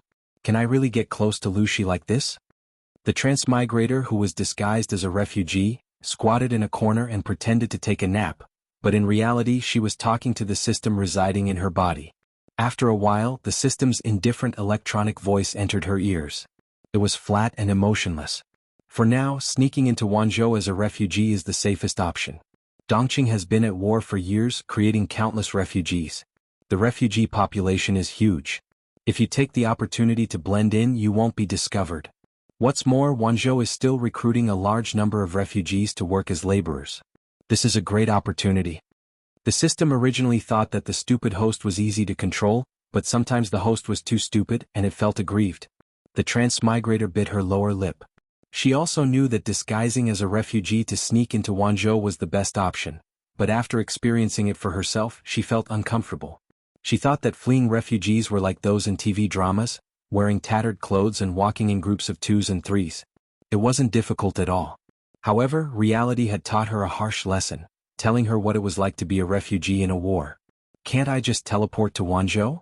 The Transmigrator curled up her body and tried to reduce her presence, but she still felt several pairs of eyes staring at her. Some looked at her like she was food, while others treated her like merchandise. No matter what kind of gaze it was, she felt a deep sense of humiliation. The system snorted coldly and said in a mocking tone, "Host, I don't think I need to remind you again. You're now carrying a huge debt and your reputation is in the red. Unless it's a critical moment, the popularity points mall won't allow you to go into debt again." In other words, if the Transmigrator wanted to sneak into Wanzhou, she would have to rely on her superior martial arts skills and directly sneak in by crossing the mountains. However, if she chose this method, it was very likely that she would be discovered.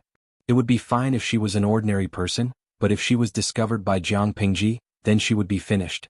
Not only was the Transmigrator afraid of Jiang Pingji, but even the system attached to her was deeply afraid and didn't dare to let its guard down. After thinking about it, disguising as a refugee to sneak into Wanzhou was the safest way. Of course, there was another reason. The livestream viewers were tired of all kinds of large-scale livestreams. She needed to change her style. Rather than saying that the audience was tired of the live broadcast content, it was better to say that the previous live broadcast content could not make the local tycoons continue to pay. Ever since she was saddled with a huge debt, her daily live broadcast time was extended from the original 4 hours to 24 hours. But for some reason, most of the rich husbands, who used to spend a lot of money on her, were nowhere to be seen. A few of them only watched the live broadcast and did not give her any tips. What was the difference between this behavior and freeloading? If she did not receive a large number of tips and only relied on her daily quota of popularity points, when would she be able to accumulate enough to repay her debt? The Transmigrator secretly clenched her teeth. Her heart was filled with hatred, but she had no choice but to put down her pride to please the rich audience. In her previous life, she was just a small online streamer. In order to make a living, she had to live stream dancing or chatting with others in a small room every day to please the rich audience.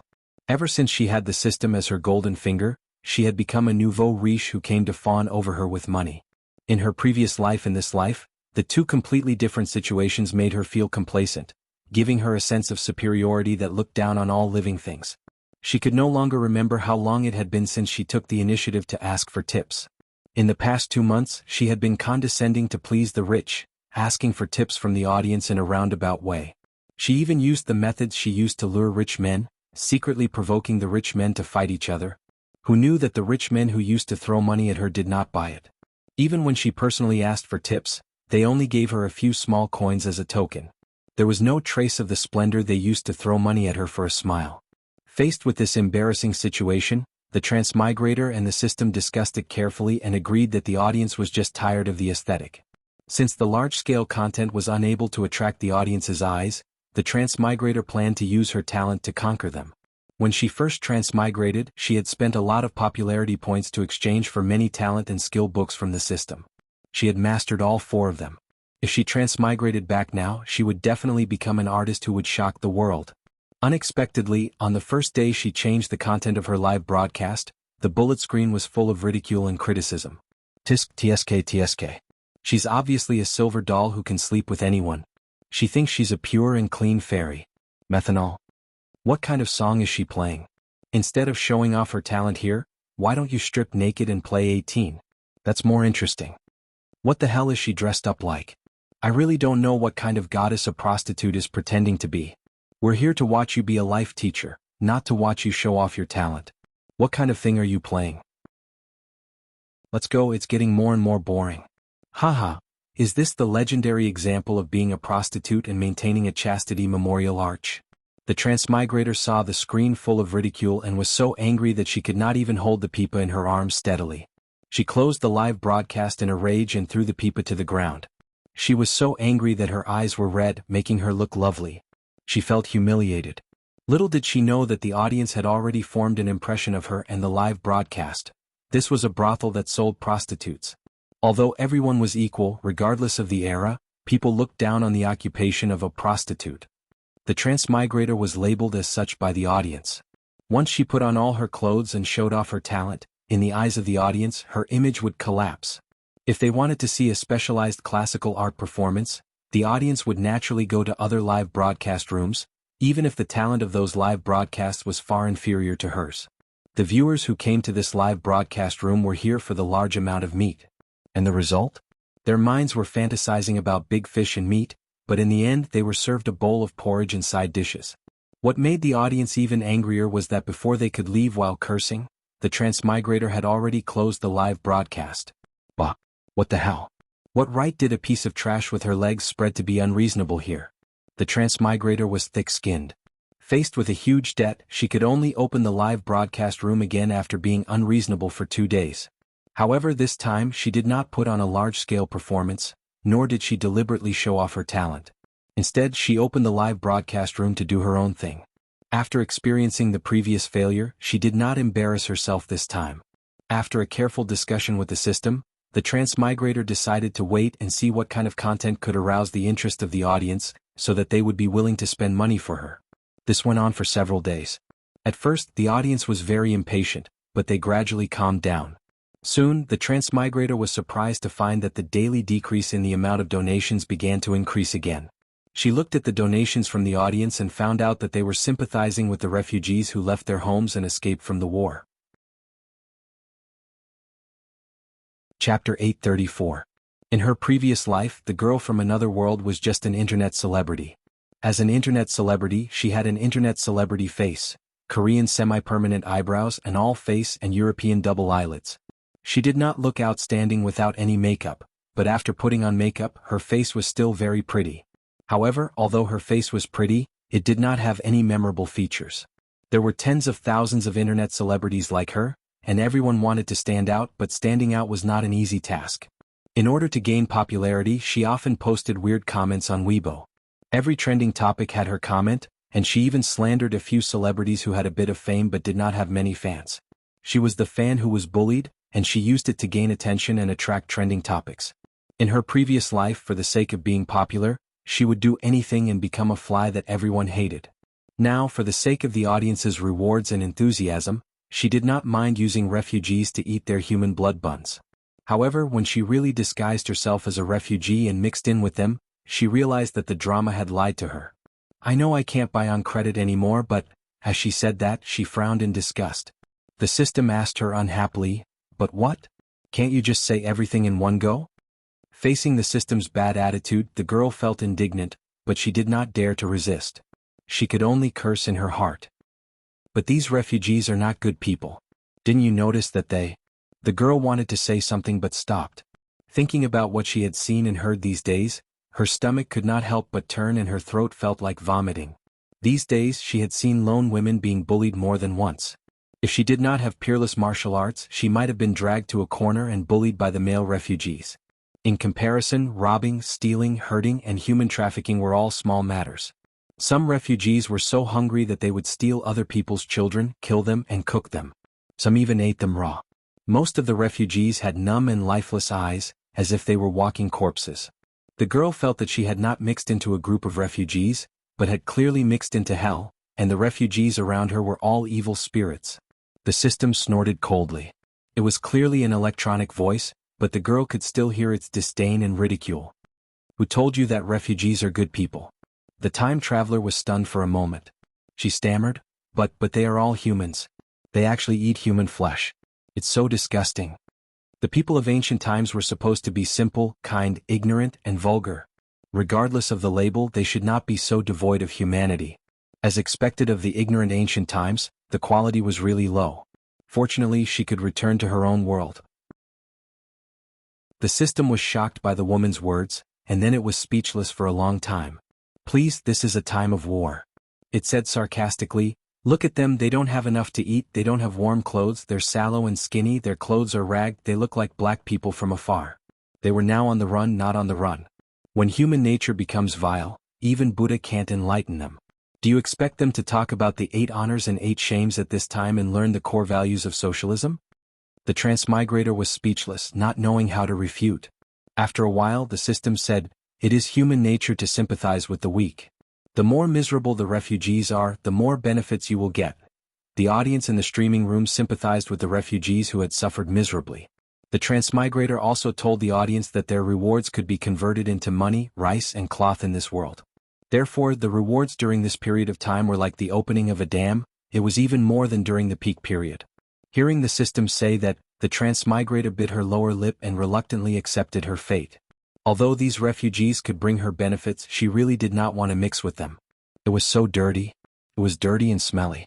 The surrounding air was polluted by the sour stench of their bodies. Apart from that, there was another reason that she could not stand it. She was a beauty that could cause the downfall of a country. How could she be coveted by just anyone? The gazes of the surrounding refugees disgusted her. She could not wait to dig out their eyeballs one by one. The transmigrator talked to the system in her heart. The audience in the streaming room did not notice any clues and continued to squander their sympathy. However, even if the audience in the streaming room could not hear it, it did not mean that Jiang Pingji could not hear it. She floated in midair and watched everything. She even heard the whispers between the transmigrator and the system. She suddenly laughed out of anger. She had seen many shameless people, but it was her first time seeing someone so shameless. At that moment, the transmigrator below complained to the system again. Although the rewards are a lot, it won't last long. It can't be used to exchange for the debt. The system said, so you have to work harder in streaming to repay the debt. I'm already working very hard. The transmigrator gritted her teeth and thought of a plan.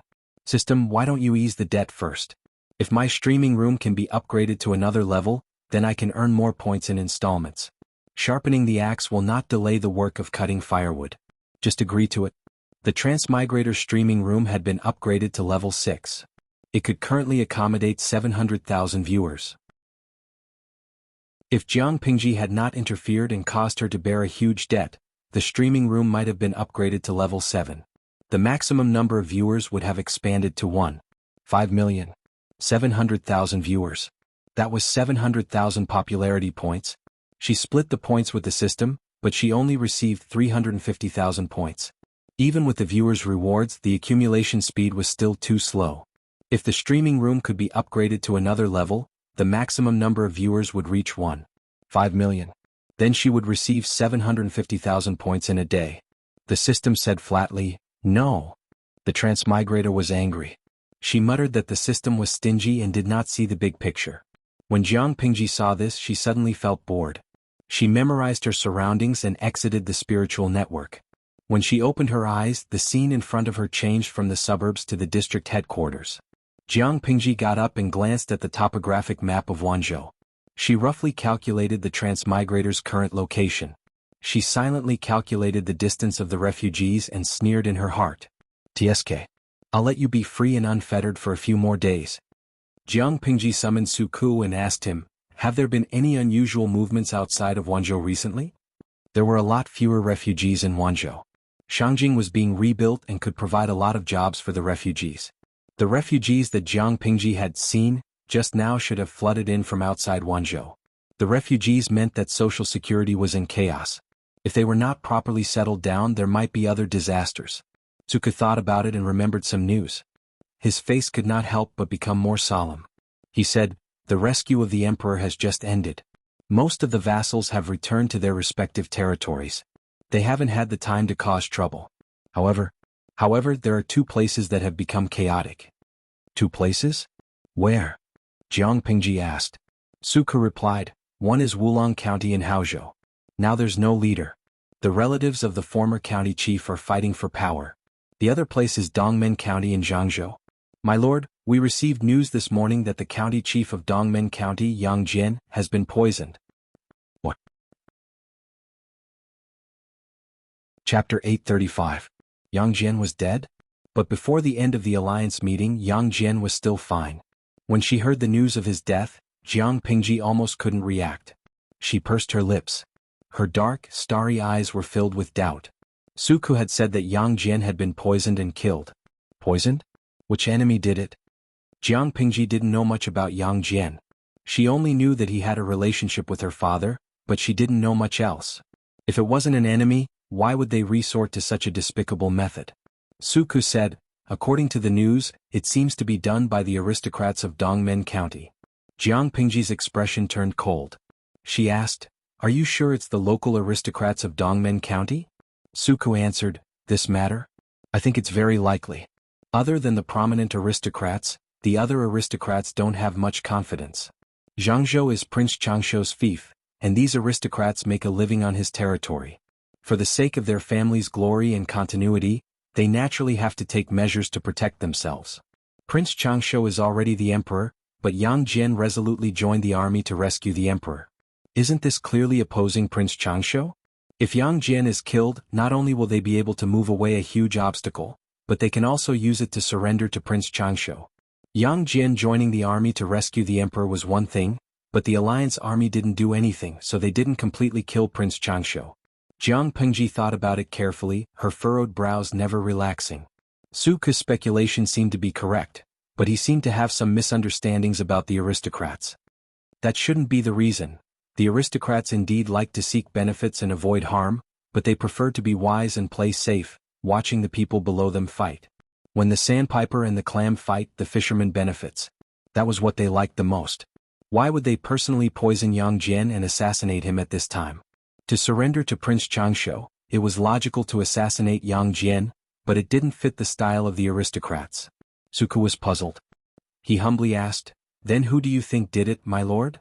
Jiang Pingji revealed a faint smile, but her eyes were tinged with sharpness. It could be the aristocrats, but it most likely wasn't to surrender to Prince Changshuo. It's more likely to be a personal grudge. Suku was surprised and took a deep breath. A personal grudge? Jiang Pingji sneered meaningfully. This time, Yang Jian has contributed greatly to the rescue of the emperor. Now that Yang Jian's power had grown, the first to act would naturally be his enemies. It was possible that they would try to assassinate him first. Suku sighed. Regardless of whether it was the work of the landowning households or the enemy, it was a pity that a hero like Yang Jian had died in such a manner. Although Jiangzhou was a land of abundant resources and abundant people, Prince Changshuo was not good at governing and liked to squander, so the people in the prefectures of Jiangzhou did not have an easy time. The common people were having a hard time, and the landowning households that treated them like sheep to be fleeced naturally weren't any better off. Yang Jian's temperament was rather unyielding, but for the sake of the people, he was willing to bend over backwards. Back in the day when Dongmen County experienced several natural disasters, he was the one who had shamelessly borrowed food from his neighbor, Lu Shi, who was also the county chief of Hu County. Even when he was rejected, he could still put on a nonchalant smile. If not for Yang Jian, who knew how many people in Dongmen Commandery would have died. Jiang Pingji's tone was calm as she said, it was a pity that he died young. Although the landowning households in Dongmen Commandery did not like Yang Jian, they still needed him as a shield. Why would they kill him so easily? Wanzhou and Jiangzhou were very far apart, so news traveled slowly. But she was right about one thing. Yang Jian was not killed by the alliance of the landowning households. Instead, he was sought by his enemies. Previously, during the rescue of the emperor, Yang Jian still had an arrow wound on his body. Although the wound was not fatal, he still needed to rest and recuperate. However, in order to render a meritorious service, Yang Jian gave it his all. After the rescue of the emperor, the arrow wound on his body opened up again. It took him nearly a month to recover. Yang Jian brought his troops back to Dongmen Commandery in Jiangzhou. Immediately, he was invited to a banquet by the landowning households, big and small. In a short period of time, he became a popular figure. With Prince Changshuo becoming the emperor, Everyone was unsure. Naturally, they thought of ways to get some information from Yang Jian. Yang Jian told them the truth and even revealed his ambition. Prince Changshu had brought more than 100,000 troops to besiege Qinzhou. After fighting for a year, he did not manage to conquer Qinzhou. Instead, he ran out of ammunition and rations and suffered heavy casualties. If not for the interference of the Meng family in Sangzhou, Prince Changshu would not have been able to become the emperor. He would have packed his bags and returned to his fief in Zhangzhou. Although Prince Changshu had become the emperor, most of his troops belonged to the Meng family, not him. Yang Jian made a great contribution during the rescue of the emperor and received many benefits. He rushed back to Dongmen Commandery in Zhangzhou in advance. He wanted to use this opportunity to unite the landowning households and take drastic measures. He wanted to take advantage of Prince Changshu's weakness to bring him down, who knew that his painstaking efforts would be ruined in the hands of his enemies. In the end, he died with a grievance. When he died, he was in extreme pain. His lips were black, blood flowed from his orifices, his pupils were dilated, and his body convulsed for a day and a night before it gradually cooled down. Such a tragic scene, not to mention witnessing it with one's own eyes, even hearing about it was enough to send chills down one's spine. Jiang Pingji raised her eyebrows and looked at Su Ku. So, Yang Tao took over Yang Jian's business? Su Ku muttered to himself for a while, then said, of course it was Yang Jian's only son who took over. But he's still young. I'm afraid he won't be able to control the situation. As the only son, Yang Tao naturally took over everything from Yang Jian. But he was young and inexperienced, so he couldn't control the old official. The landowning households in Dongmen Commandery were uneasy, the old official was arrogant and despotic, and there was still Prince Changshu, the big trouble. Without Yang Jian to protect him, Yang Tao suddenly faced so much pressure that he almost couldn't breathe. But he couldn't fall. He had to arrange a proper funeral for his father. He was like a blind man walking in an unfamiliar wilderness. Thorns and rocks were everywhere under his feet. After Yang Jian's death, there was no one to protect him from the wind and rain. Zhengzi, my Lord Lin is here. You can focus on handling the old lord's funeral. You don't have to worry about anything else. Yan Lin was dressed in plain clothes with a white cloth tied around his waist. He knelt behind Yang Tao and kept vigil with him. After 7 days, Yang Tao had lost a lot of weight. The clothes that originally fitted him were now empty, and it was especially unbearable to look at. Yang Tao had cried for a few days. Now his eyes were red, swollen, and bloodshot. His eyes were dry and he couldn't shed any more tears. On the day Yang Jian was poisoned, he stayed in the house and took care of him day and night, but there was nothing he could do. Looking at his father, who had always loved him dearly, in agony before his death, he wished he could take his place. If it weren't for the support of someone reliable, Yang Tao might have collapsed a long time ago. Chapter 836. The last sentence was squeezed out from Yang Tao's molars. The hatred in his words was thick and deep. Yan Lin looked down, a murderous glint in his eyes. That day will come. He moved his lips and said gently, you don't have to thank me, my lord. This is what I should do. Even though they weren't biological brothers, they were very close, even more than blood brothers. Yan Lin wasn't only Yang Tao's best friend, but he was also his caretaker. After taking care of a kid for so many years, Yan Lin had long developed the habit of taking care of Yang Tao. As for Zhao Xiao, Yan Lin secretly suppressed his anger. There was no rush. One day he would grind his bones to dust. Zhao Xiao was a famous scholar in Dongmen County. Zhao Xiao was from a noble family in Dongmen County. He was sinister, vicious, and vengeful. Speaking of his feud with Yang Jian, it could be traced back to more than 10 years ago. One of Zhao Xiao's brothers was killed by the young Yang Jian in the village, and the two became enemies. Years later, the conflict and hatred between the two deepened. When Zhao Xiao heard that Yang Jian had benefited from protecting the emperor, he was afraid that Yang Jian would gain power and kill him, so he decided to strike first. Poor Yang Jian was defenseless, and with the arrow wound on his body, he was tortured by a cup of poisoned wine for an entire night before he breathed his last. Dongmen County was located at the border of Zhangzhou in the south. It was next to Hu County and separated from Wanzhou by mountains and rivers. In other words, the refugees she saw on the spiritual network were not from Dongmen County. Jiang Pingji rubbed her brows and organized her thoughts. She then asked Su Ku, Wulong County in Haozhou is without a leader. All the forces are fighting each other. Is it bad? Su Ku answered, it's bad. I feel sorry for the homeless people. Wulong County was not far from Wanzhou. Without a doubt, the refugees Jiang Pingji saw came from there. At this point, there were only 3 ways to stabilize Wulong County. First, Jiang Pingji could use the only son of Wulong County as a puppet to control the place from afar. However, this option had been rejected long ago. It was not suitable for the time being. Second, she could wait for the internal strife in Wulong County to come to an end. This was definitely a bad idea. The longer the infighting dragged on, the more the local people would suffer. Thirdly, Jiang Pingji took a deep breath and made up her mind. Before the attack on Jiamen Pass, Jiang Pingji and her strategists had carefully analyzed the whereabouts of the orphans from Wulong County. After some discussion, they unanimously decided to use the orphans of Wulong County in exchange for some benefits, giving the highly sought-after Wulong County to Huang Song. But why hadn't there been any movement from Huang Song's side? She frowned as she thought about it. When Suku saw this, he couldn't help but ask with concern, "What are you worried about, my lord?" "It's nothing. You can go and do your own things first." Seeing that Suku still wanted to say something, Jiang Pingji said, "I want to be alone. No matter what it is, let's talk about it tomorrow." "Xiaoyu, I'm tired." Since Jiang Pingji had said so, Suku could not force her. When Suku bowed and left, Jiang Pingji heaved a sigh of relief. She leaned back on the mat and closed her eyes. She looked like she was taking a nap, but she was actually poking at the system in her heart. The system was annoyed. Jiang Pingji asked, "System, do you have any way to upgrade the streaming room?" The system knew that it was doomed, but it would be better to live for another day. It knew that it would be safe until the system's main body was captured. "Just let me out. Your authority is very low. Without me, you won't be able to upgrade the streaming room by yourself." Jiang Pingji secretly raised her eyebrows and sneered. "Is there no other way?" The system was confused. It didn't know why she asked that. Of course not. The system was puzzled. Wasn't the host always on guard against me? Why didn't it let me upgrade the streaming room?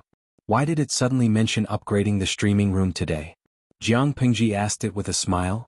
"If I take away the subsystem from that woman, will the 2 subsystems merge?"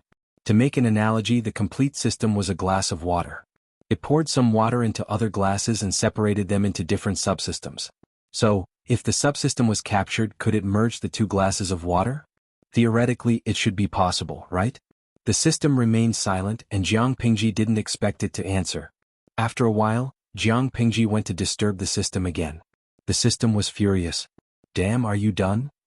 TSK. Young people can't keep their cool." The system couldn't bear it anymore and said, "Get lost." The other subordinates were so busy that they kicked the back of their heads. This unreliable lord was slacking off and sleeping here. Wasn't she afraid that the subordinates would rebel against her? The system was angry. There were people following such a stupid person who exploited other people's labor, and all of them were so damn loyal. They were blind. At the same time, at the border of Wanzhou, a few carriages with simple decorations slowly drove to the pass. The wheels squeaked as they rolled forward in circles. The official road leading to Wanzhou had been in disrepair for years. It was rugged and bumpy, making it difficult to travel. The carriages swayed along with it. "Mr. Cheng, the pass is up ahead." There were dozens of guards outside the carriage. The man in the lead was riding a tall horse. Although the man was dressed in casual linen clothes, his body was broad and his muscles were strong. He was like a hard brown stone. Even his loose clothes were full and bulging from his muscles. The man rode forward to the carriage in the middle of the group and slowed down. At that moment, the curtain of the carriage was lifted by a slender hand, revealing half of the man's face. "There are more and more refugees outside. Do they want to go to Wanzhou too?" The person who spoke was none other than Huang Song's strategist, Cheng Jing. He was sitting upright in the carriage with a bamboo scroll filled with small characters on his lap. After traveling for dozens of days, he looked a lot thinner and there were bruises under his eyes. "I've asked. They're all refugees who want to go to Wanzhou." Cheng Jing lowered his eyelids and said softly, "Is that so?" As he said this, he lowered the curtain to block out the dazzling orange sunlight outside. Cheng Jing had been ordered by Huang Song to personally negotiate with Wanzhou about the ownership of the only son of the Wulong County chief of Haozhou. If Huang Song wanted to unify Haozhou, he needed a good reason. If he could control the orphan of the Wulong County chief of Haozhou, he could naturally send troops in the name of recovering his deceased father's inheritance. This was also one of Cheng Jing's reasons for coming. Originally, this mission should have been Fengju's. After all, Fengju and Fengjin were biological brothers, and it was easier to negotiate with biological brothers. However, in order to avoid arousing suspicion, Qing Jing took over Feng Ju's mission in the end. After all, Feng Ju was also the third son of the Feng family's favored wife. If the forces in Wanzhou suspected that they had sent Feng Ju to negotiate on the surface, but secretly had him contact the Feng family, that would be terrible. In order to avoid arousing suspicion, they had to substitute Qing Jing at the last minute. After leaving Huang Song's territory, the world outside was desolate. There was no sound of chickens and dogs barking at each other. When they reached the border of Wanzhou, they could see groups of refugees from time to time. Qing Jing was meticulous and thoughtful. Chapter 837. Qing Jing's entourage traveled for a while. More refugees appeared in front of them. The tall man's expression darkened. He raised his hand and ordered the guards to surround the carriages to prevent Qing Jing from being offended by the refugees. He had thought that the situation would improve slightly at the pass, but he didn't expect to see so many refugees outside. In an instant, the man's face turned green. "Mr. Qing, I'm afraid we can't get through." Qing Jing frowned when he felt the carriage stop. He raised his hand to lift the bamboo curtain and asked the man on the horse outside, "Huan Shu, what's going on?" The man on the horse was called Yuan Chong. His courtesy name was Hung Shu. He was a capable general under Huang Song and had been sent to escort Qing Jing. Hearing Qing Jing's question, Yuan Chong hurriedly clamped the horse's belly and made it move a few steps forward until it was level with the window. Yuan Chong said respectfully, "Mr. Qing, there are refugees gathered at the pass ahead. I'm afraid we won't be able to get through for a while." Qing Jing didn't do something as rude as sticking his head out of the window. Instead, he ordered the driver to stop and got out of the carriage. He was shocked when he saw the scene in front of him. He knew that the refugees from Wulong County had all gone to Wanzhou, but he didn't expect there to be so many. From what he could see, there were at least 1,000 refugees. Yuan Chong jumped off the horse and walked to Qing Jing's side. "Lu Shi is too careless to allow so many refugees to gather outside Wanzhou Pass. With so many refugees, it was easy to cause trouble. If these refugees were incited, there was no telling what they would do." Yuan Chong couldn't help but frown when he saw so many refugees gathering outside Wanzhou Pass, and even more refugees gathering here. The sun in the sky was as hot as fire, causing the ground to be covered in mist. Anyone who casually wiped their face would find their palms covered in greasy sweat. The sun made them feel irritated and powerless. "Yes, they're all refugees." No one knew what Qing Jing was thinking, but he subconsciously responded. Yuan Chong didn't disturb Qing Jing. Instead, he crooked his finger at the guard beside him. The guard understood and immediately took out a paper umbrella from another carriage and handed it to Yuan Chong. Yuan Chong took the paper umbrella and opened it to cover Qing Jing's head from the sun. A military general's skin was coarse and thick, and he could take a beating and fall, but a scholar always wore a scholarly gown. He looked elegant and delicate and needed to be carefully served. Noticing the shadow above his head, Qing Jing only raised his gaze slightly. He did not decline or thank her. "Mr. Qing, this general will send someone to inquire about it. Let's see the situation first," Yuan Chong suggested, and Qing Jing nodded in agreement. It's good to send someone to ask." He wanted to know how these refugees would be settled in Wanzhou. If they weren't settled well, these refugees would become thorny tumors. This general will do it right away. In terms of official positions, Qing Jing and Yuan Chong were equal, and the latter did not need to be humble. However, even their lord, Huang Song, was so respectful to the strategist that his subordinates naturally followed suit and did not dare to slight them. Yuan Chong was one of the more good-tempered generals. When he was young, he loved to read and did not have the bad habits of ordinary martial artists. If it were someone else, perhaps they would complain about the delicacy of scholars and the fact that they had to stop for a while. However, Yuan Chong would not. On the contrary, he respected Qing Jing very much. Not long after, the soldier who was sent out to investigate returned. Qing Jing called the soldier over and asked him carefully, "What's the situation at the pass?" The soldier answered truthfully. As he asked and answered, Qing Jing's expression became more and more solemn, which attracted Yuan Chong's attention. "Sir, is there something wrong?" Yuan Chong carefully recalled what the soldier had just said and could not think of anything that could make Qing Jing so serious. Qing Jing could not withstand the heat. He had his own rules and regulations. No matter how hot the weather was, he wore his scholarly robes tightly, and his sleeves could cover half his fingers. Now that he was outside the carriage, even with a paper umbrella over his head to block the sun, he was still sweating from the heat. "There's something wrong." Cheng Jing's voice was a little weak and full of solemnity. Yuan Chong was suspicious. At this moment he was like a monk scratching his head. No matter how he thought about it, he could not figure out what was wrong. Although his IQ could make him look superior to ordinary generals, he could not keep up with a brain expert even if he used all his strength. Yuan Chong was puzzled. I'm stupid. I really can't figure it out. Please enlighten me, sir. Cheng Jing explained, just now the soldier said that Wanzhou will send people to register the refugees at the pass and carefully ask them about their origins, birthplace, age and family. They will select them one by one based on their family, gender and age. They will then form groups of 100 and bring them into the pass. Yuan Chong nodded and said, I just think that this method is a little stupid. Not only is it a waste of time, but it's also tiring. Cheng Jing shook his head and said, waste of time? Not necessarily. As for whether it's tiring or not, it's hard to say. Registering the refugees is indeed beneficial to management.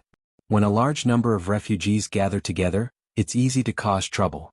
If someone is sincere in stirring up trouble, it will inevitably bring trouble to Wanzhou. Wanzhou did not ignore the refugees. Instead, they sent people to register the refugees at the pass and then brought them into the pass in batches. Isn't this also surveillance? Now, people are needed everywhere in Wanzhou. These refugees came at the right time. Bring the refugees to places where people are needed so that they can work there. However, Yuan Chong's thoughts went astray. He thought of forced labor and a look of pity appeared on his face. The refugees were willing to leave their homes to escape the flames of war and protect the lives of their families. But forced labor was too hard, and it was often a narrow escape from death. It was probably much scarier than the flames of war. Yuan Chong really couldn't figure it out. Why did these refugees gather in Wanzhou? He voiced his doubts, but Cheng Jing smiled bitterly. You're wrong. Forced labor in Wanzhou is different from other places. Cheng Jing and Feng Zhen knew each other. The two of them had successfully gone from pen pals to real friends during the alliance meeting. Although their positions were different, as long as they didn't mention official matters, they could still maintain a private friendship. Through Feng Zhen's words, Cheng Jing knew that forced labor in Wanzhou was not free or unpaid.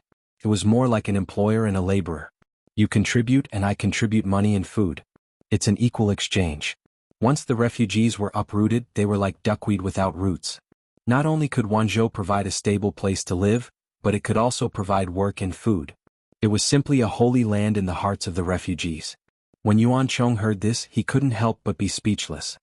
If we were to distribute money and food to the people doing forced labor, how much money would that cost? Cheng Jing lowered his eyes and said, Lu Shi doesn't lack money. Yuan Chong nodded in agreement. That's true. Lu Shi's father, Lu Shi, still secretly controls Hu County. He does indeed not lack money. Cheng Jing looked at the slowly moving crowd of refugees in the distance. They were crowded together in a dense mass and they looked like black algae.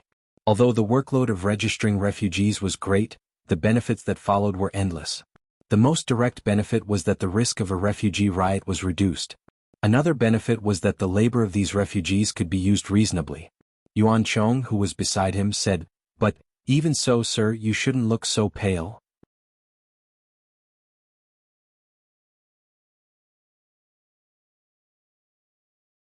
Do you still remember that Wei Xi's pen name is Zaiqi? Wei Xi had suffered a loss in his previous life. In this life, he naturally had to control the steering wheel of public opinion early on and become an experienced driver. Gossiping was originally a means of public opinion. Luring children to sing nursery rhymes, hiring hooligans to spread the word, and letting wandering knights who traveled from the south to the north sell their products everywhere. These were all means of public opinion. It seemed inconspicuous, but it would play a huge role in crucial times. Wulong County was neither near nor far from Wanzhou. The people had been uprooted by the flames of war. When they thought about where it would be safer to turn to, the first thing that came to mind was Wanzhou. 1 or 2 refugees were nothing, but when the surrounding people all leaned toward Wanzhou, the blind obedience in people's bones would come into play. One group of refugees led another group of refugees, and like a rolling snowball, the refugee group grew larger and larger until it developed to the scale it was today. Out of 100 refugees, at least 60% were willing to give up what was close at hand and seek what was far away, choosing Wanzhou. To be honest, Cheng Jing should be the scapegoat. As Huang Song's strategist, he could not plan everything for his lord. Instead, he let people take advantage of a loophole. He really should not have done that. What was even more frustrating was that Huang Song now had a favor to ask of Wanzhou, so he could not flare up at all. He could only pinch his nose and accept it. The refugees had legs, and no one else could decide for them where they wanted to go except for the refugees themselves. Being unable to attract the refugees was Huang Song's failure, and even more so, it was the failure of Qing Jing's subordinates. Yuan Chong did not understand, but he saw that Qing Jing's complexion was much better. "You should be fine, right?" He asked someone to fetch a water skin from the carriage, then fetched a clean handkerchief and handed it to Qing Jing. "Sir, wipe your sweat and drink some water to cool off. Judging by the weather, I'm afraid it'll be hot for a while." Qing Jing took the handkerchief and was about to wipe away the sweat on his forehead when he heard a clamor for help coming from outside. What happened? Yuan Chong took advantage of his height to stand on tiptoe and take a look. "It seems like there's a conflict between refugees." It was not accurate to say that there was a conflict between refugees. To be precise, there were a few male refugees who were impatient and wanted to take advantage of a woman who was alone. Naturally, the woman would not let it go. If she was caught by these people, even a fool would know what would happen to her. She bit someone and took advantage of the pain to run away. As she ran, she tried to find help. Seeing that there were many people on Qing Jing's side and that there were dozens of strong guards in uniform standing guard, she mustered up her courage and ran over. "Stop." Two guards drew their swords and stopped the madly running woman. The woman's face was covered in tears as she knelt in a sorry state and begged the guards. Behind her, several madmen were still shouting and cursing. Qing Jing was not far away. When he saw this scene, he frowned and looked rather displeased. Yuan Chong read Qing Jing's mind and snorted, "What's with the ruckus?" The guards half knelt and begged for forgiveness. The woman was stunned. She took a few steps forward and tried to grab Yuan Chong's trousers. Save this little woman." Yuan Chong gestured for the guards to arrest the madman and said to the woman, "Madam, you're safe now." The woman wiped her face with her sleeve, revealing a disheveled but beautiful face. "Thank you, General, for saving me." The madmen were still shouting and cursing. Their mouths were not clean, so the guards secretly kicked them a few times. Yuan Chong was also angry. How could they dirty his master's ears with their filthy words? He was just about to send someone to kill these evil madmen when Qing Jing said, "Forget it. Huan Shu, let them go." Yuan Chong did not understand. Qing Jing was someone who could not tolerate sand in his eyes. How could he allow a few perverted people to live? Qing Jing glanced at the miserable woman kneeling on the ground and sighed. "It's fine if you beat them up. They don't deserve death." The woman's tears, which had just stopped, streamed down her cheeks. Who wouldn't be sad? If these madmen were alive, she would definitely be targeted once they left Qing Jing and the others. Qing Jing lowered his eyes and said, "Heng Shu, let's go." Yuan Chong did not dare to disobey Qing Jing's orders. He ordered his men to take the madmen to the side and beat them up before letting them go. Bah!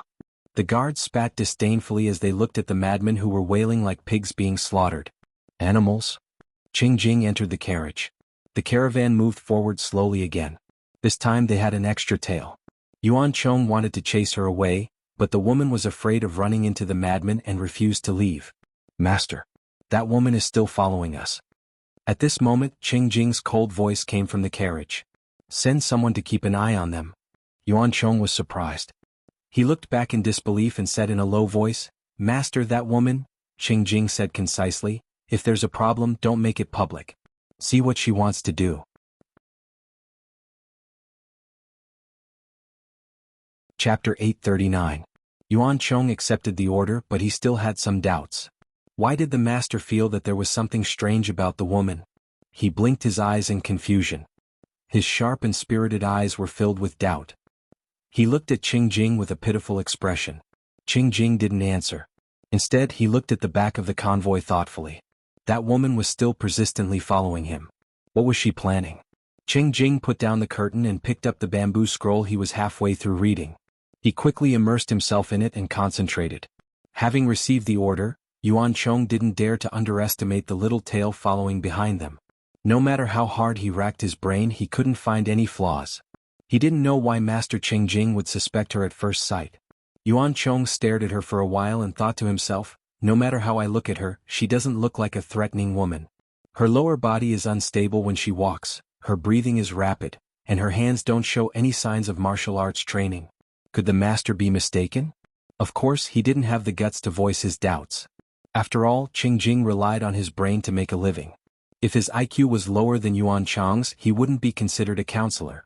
Could it be that the woman was hiding too much? Yuan Chong rode on the back of the horse, his right hand pressing on the hilt of his knife. He seemed to be swaying his head along with the horse's hooves, but he was actually on high alert. He stayed close to Qing Jing, keeping a distance from him and paying attention to the woman at the back of the convoy. The woman didn't know that she was being suspected. She didn't even hear the conversation between Qing Jing and Yuan Chong. 10 feet was about 34 meters. An ordinary person would barely hear anything from that distance even if they spoke loudly. But for a peerless master like the woman who had sharp senses, it was a piece of cake. It was a pity that although she had peerless martial arts, it was learned through a skill book. The skill book could make her a martial arts master with rich combat experience. There was no doubt about that. However, she still lacked the basic qualities and habits of a martial artist. A real martial artist would always be vigilant at all times. It wasn't a deliberate action but a habit like Jiang Pingji. As for the woman in front of him, she had peerless martial arts. If she met someone at the same level as her, she would still be defeated. She stepped on a piece of gravel and slipped, almost twisting to the ground. She cried out in pain. Her voice was faint and soft as if she was sobbing and moaning. It touched the softest part of her heart. When Yuan Chong heard this sound, his body stiffened and he unnaturally tightened his grip on the horse's belly. If he was already like this, the other ordinary guards were even more shameful. "Madam, can you not follow us? This is the pass to Wanzhou, and those madmen have been beaten up so they probably won't bully you again." Yuan Chong rode forward and lashed the horse whip in his hand on the shoulders of a few guards. They cried out in pain and took 2 steps forward with an unnatural expression, as if there were some jackals, wolves, tigers, or leopards chasing after them. Oh my God, that sound was too seductive. The woman sat paralyzed on the ground. Her hair fell to the side of her face, making her palm-sized face look even more pitiful. Her watery eyes seemed to be able to drown people. "Ah, General, this little woman," the woman stammered, unable to speak. She twisted her fingers and sleeves nervously. Her eyes were red and misty. She was probably frightened. It wasn't easy for her to find a sense of security, but she was driven away by a fiendish martial artist. She looked very pitiful. Yuan Chong said, "Madam, we are entering the pass to visit our relatives. It's not convenient for you to follow us." What needed to be said had been said, but the woman still refused to leave. Of course she couldn't leave. She had used a few pieces of silver to hire the madman to put on a show. If she didn't achieve her goal, wouldn't she lose a lot? At first, Yuan Chong couldn't detect anything wrong with the woman, but after repeatedly driving her away, she still refused to leave. He became suspicious. The woman was none other than the woman who had been targeted by Jiang Pingji earlier. The woman was full of confidence, but it was not without reason. If she hadn't met people like Jiang Pingji or Qing Jing who were meticulous in their observation, the possibility of the woman getting away with it was very high. Even with Jiang Pingji's harsh qualifications, she could give the woman's disguise a score of 60 points.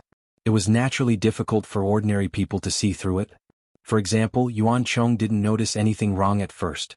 However, a perfect disguise not only required a flawless appearance, but also superb acting skills and thorough details. No matter which part of the disguise was slightly flawed, it was very easy to expose one's identity. The woman had learned her lesson a few times before. She had put a lot of effort into disguising herself. There was nothing wrong with that. The problem was that she had chosen the wrong place and time, which was why Qing Jing had seen through her disguise. Now that they were about to enter Wanzhou's checkpoint, there were soldiers outside to maintain order. Which refugee would be so bold as to chase after a good-looking woman with the intention of raping her? Don't forget, the magistrate of Wanzhou was a woman. Would she allow such a thing to happen at the border of Wanzhou? Was a momentary lust for beauty more important, or was her own life more important? When Yuan Chong said he wanted to hack the madman to death, the madman's reactions were very interesting. Qing Jing wasn't blind, so how could he not see it?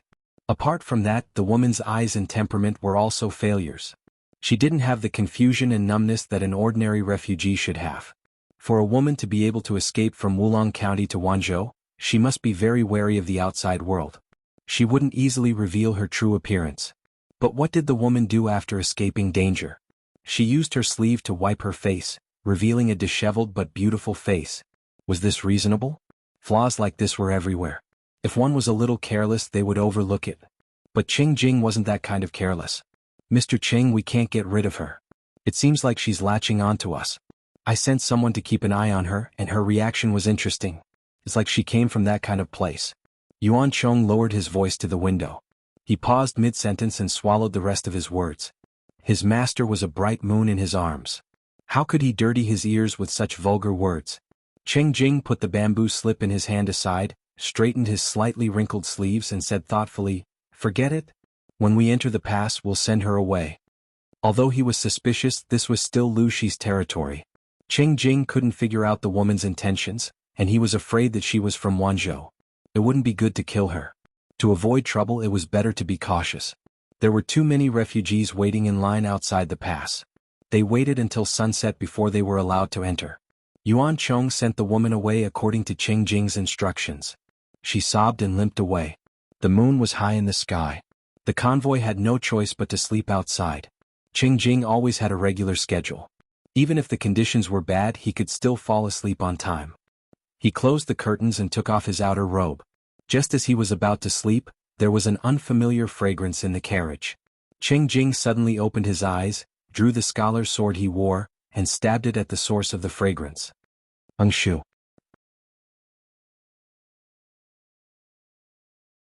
Chapter 840. Sir, Yuan Chong, who was in a light sleep, heard the commotion and hurriedly jumped into the carriage. He found Cheng Jing in his undergarments, curled up with a pained expression. Sir. Don't make a sound, Cheng Jing interrupted Yuan Chong, breathing heavily. In no time his forehead was covered in sweat, sliding down his cheeks and neck to his collarbone. Yuan Chong did not dare to disobey Cheng Jing. Suppressing his panic, he turned around and got out of the carriage, driving away the guards who had rushed over. Everyone keep up the vigil. Don't let go of any suspicious person. After doing this, he hurriedly returned to the carriage. By then, Cheng Jing had barely recovered his kneeling position, but his face was still very pale. Sir, what happened? Yuan Chong half knelt on the ground, eager to help the swaying Cheng Jing. However, just as his hand reached out, Cheng Jing pushed it away. It was at this moment that Yuan Chong noticed a large patch of black marks crawling over Cheng Jing's right hand. Sir. Cheng Jing's face was flushed, his breathing heavier and heavier. His cheeks were slightly swollen from exertion, and he looked to be in great pain. I'm fine. Pushing Yuan Chong away, Cheng Jing took a moment to suppress the heart-wrenching pain. The fine veins that covered his eyes gradually faded. Shu, when you came in just now, did you see anyone suspicious? Cheng Jing found it difficult to speak. He had to pant heavily to say 2 words, and even when he did, his speech was somewhat slurred. How could Yuan Chong remain calm when he saw Cheng Jing in this state? He looked around in panic, carefully searching through his memories, but did not see this suspicious person that Cheng Jing mentioned. From the moment Cheng Jing called out his name to the moment he rushed into the carriage, only a breath or two had passed. With such a short interval, unless it was a demon or ghost, it was impossible for an ordinary person to fly away under his nose. No, I was keeping watch outside just now, but I didn't see any suspicious figures. After saying this, Yuan Chong saw Cheng Jing's unsheathed sword beside him, the blade still stained with fresh blood. Sir, you're injured? No wonder Cheng Jing was in so much pain. Cheng Jing raised his right hand, his wide sleeve sliding down to his elbow, revealing most of his fair arm. Yuan Chong stared at Cheng Jing's arm and his scalp went numb. He saw a mass of something that looked like thick ink wriggling on Cheng Jing's arm. At first it was only a small piece, but it soon became a large piece. He had never seen such a fantastical scene before. This, Mr. Could it be the mister who was injured by demons? Yuan Chong was so anxious that his cheeks were flushed, and his back was covered in cold sweat. Cheng Jing said, I don't talk about strange powers and gods. Don't spout nonsense. If he was a demon, how could I have hurt him so easily? After saying that, he looked at the sword beside him with a solemn expression. The sharp blade was still stained with blood that was gradually darkening. Yuan Chong was surprised, and the way he looked at Cheng Jing changed. Scholars practiced the 6 arts of the nobleman: etiquette, music, archery, imperial strategy, calligraphy, and mathematics. To them, carrying a sword was more ornamental than practical. To scholars, the significance of a sword was the same as jewelry to women. However, this didn't mean that they couldn't fight. In fact, those scholars who could roam outside were all capable of both literature and martial arts. They might not be able to defeat generals, but they had no problem dealing with ordinary people. Yuan Chong calmed himself down and asked, Mister, do you feel any discomfort? My head hurts a little, but it's nothing serious. I stabbed that assassin. Get someone to follow the blood trail. Qing Jing raised his hand and pulled down his sleeve, covering the ugly, strange jet-black mark. Recalling the fragrance of cosmetics, the woman he saw during the day floated into his mind, and he became more vigilant. Mister's hand. Do you want to find a doctor to take a look? Seeing Qing Jing's calm reaction, Yuan Chang's panic that was growing like a vine in his heart also diminished. Someone who could be injured by Qing Jing naturally couldn't be a demon.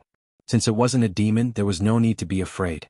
Perhaps there was a traitor in the convoy and the two of them worked together, so Yuan Chong didn't notice any suspicious person in his panic? Not for now.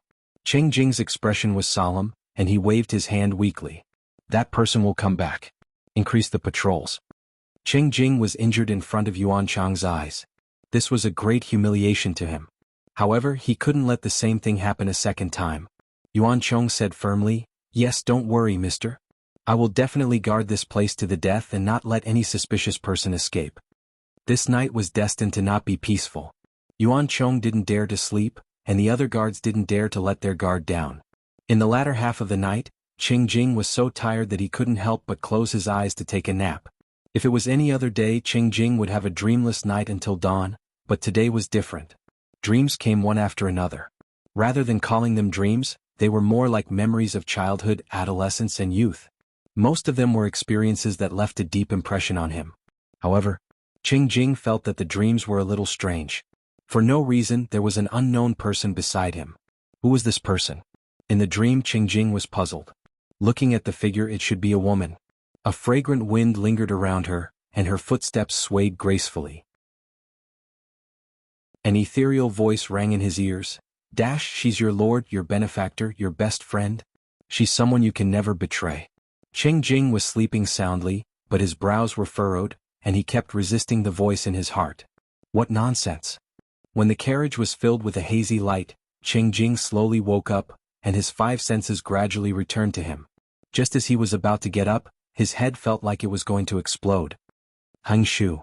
he called out. In the next second, the curtain of the carriage was lifted, and Yuan Chong bent down to enter. "Any news?" Yuan Chong knew what Qing Jing was asking about, and he said guiltily, "I'm ashamed and I've learned something." "Forget it. After a short rest, we'll continue our journey." Qing Jing's brows were furrowed, and his fingers subconsciously rubbed his temples.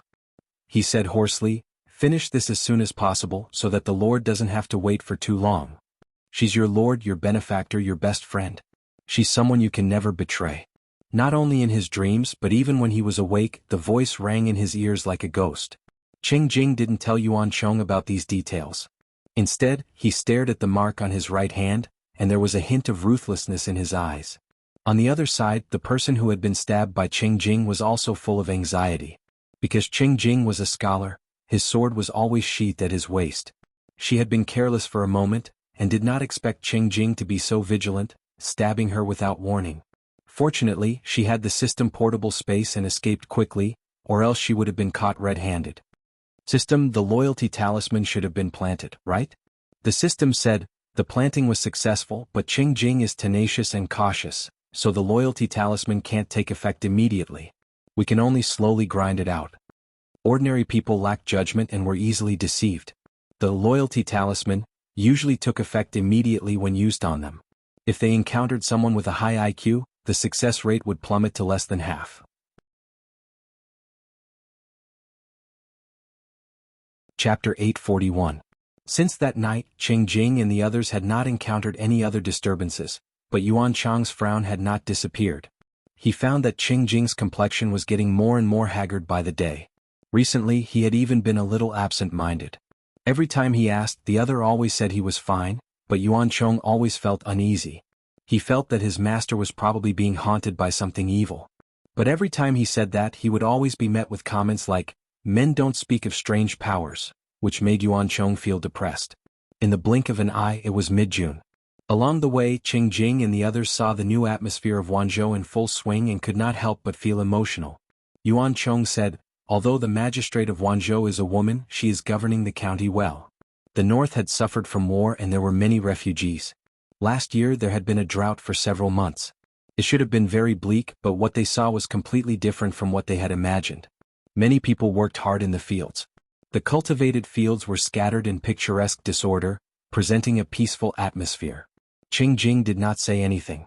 In his opinion, as a ruler, governing the people and treating his subordinates depended on one's ability. It had nothing to do with gender. Not long after Qing Jing and the others entered Wanzhou, Jiang Pingji found out. When they arrived, she was already ready to welcome them.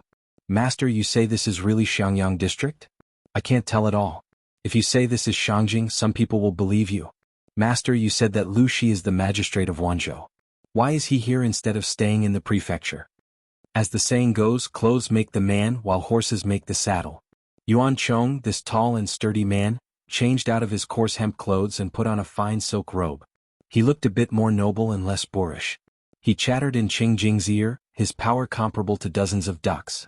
Qing Jing frowned. Silence. As soon as he said that, Yuan Chong stopped talking as if his mouth had been sewn shut.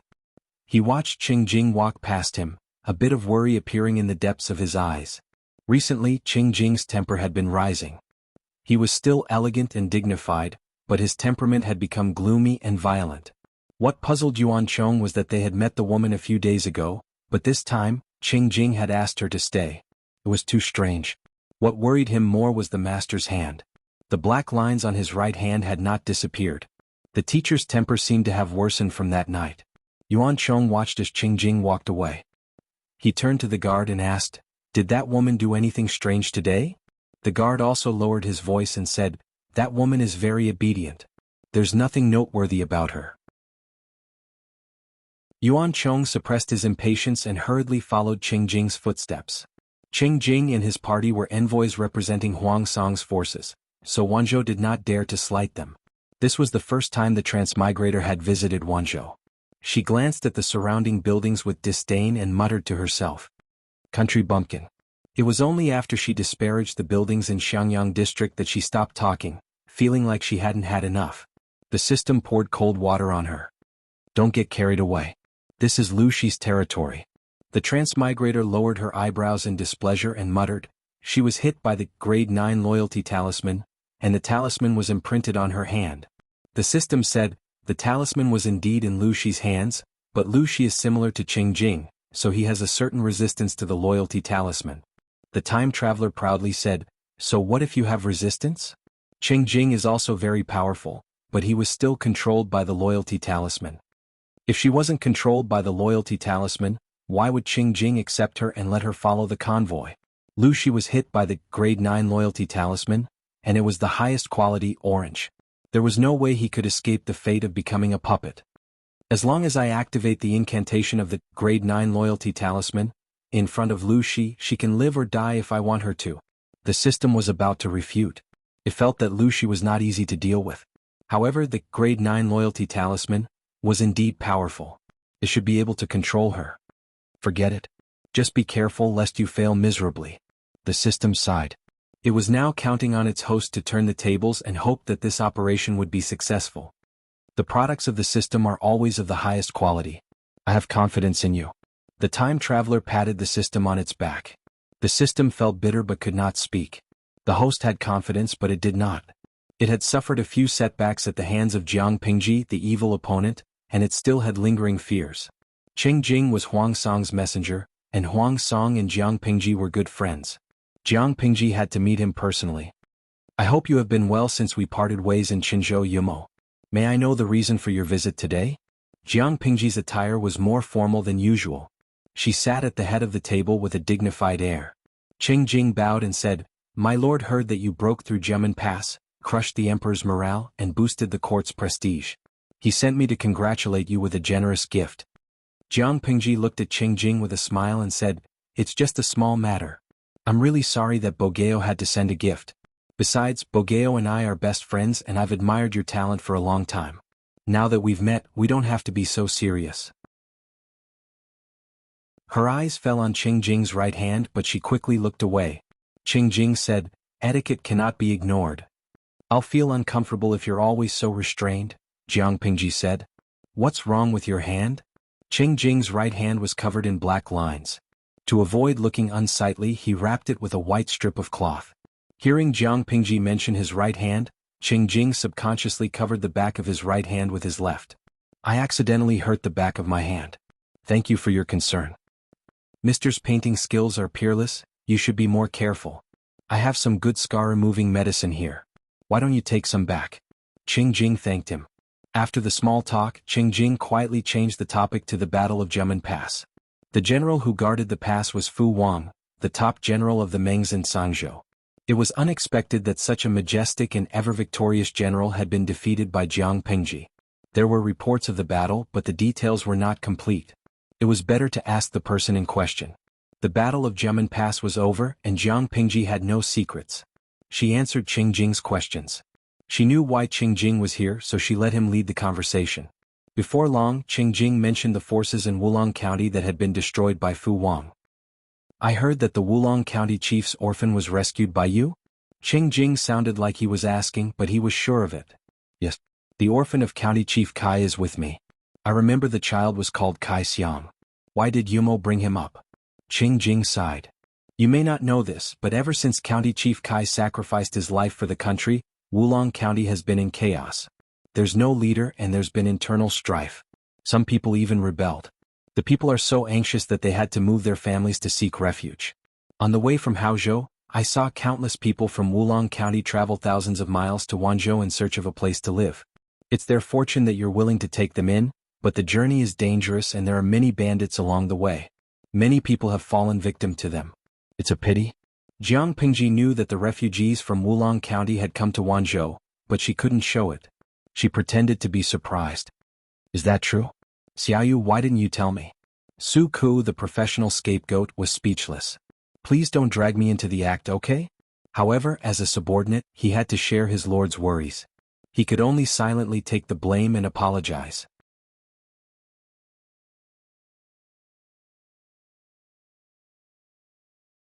Chapter 842.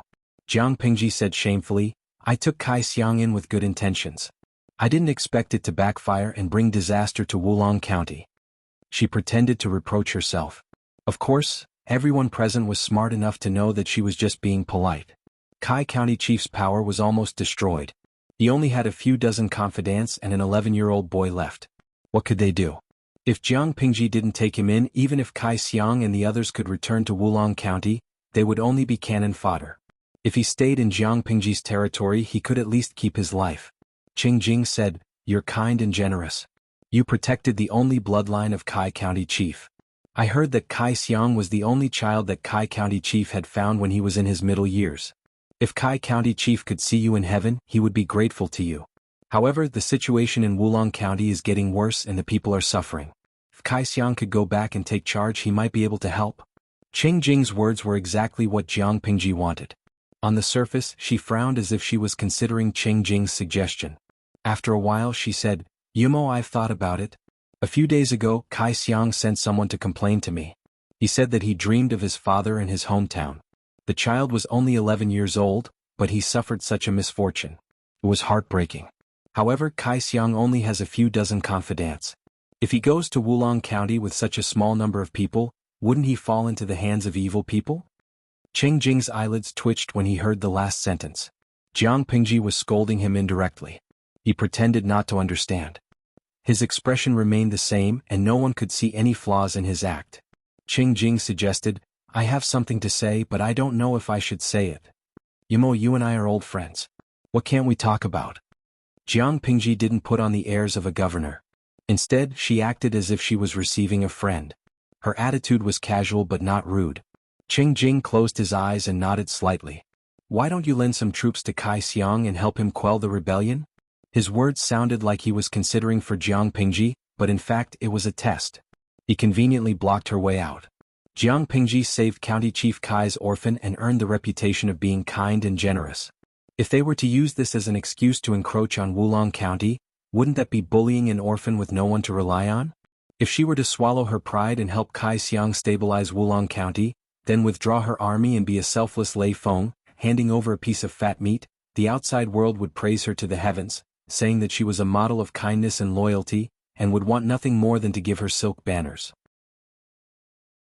Only a fool would do such a thing if he were to contribute manpower, money, and effort. Jiang Pingji thought to herself, I don't mind borrowing troops, but I'm afraid of rumors spreading that I'm trying to encroach on Wulong County and bully the widows.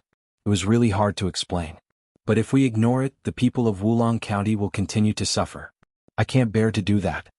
Cheng Jing understood Jiang Pingji's hint and could not help but feel happy.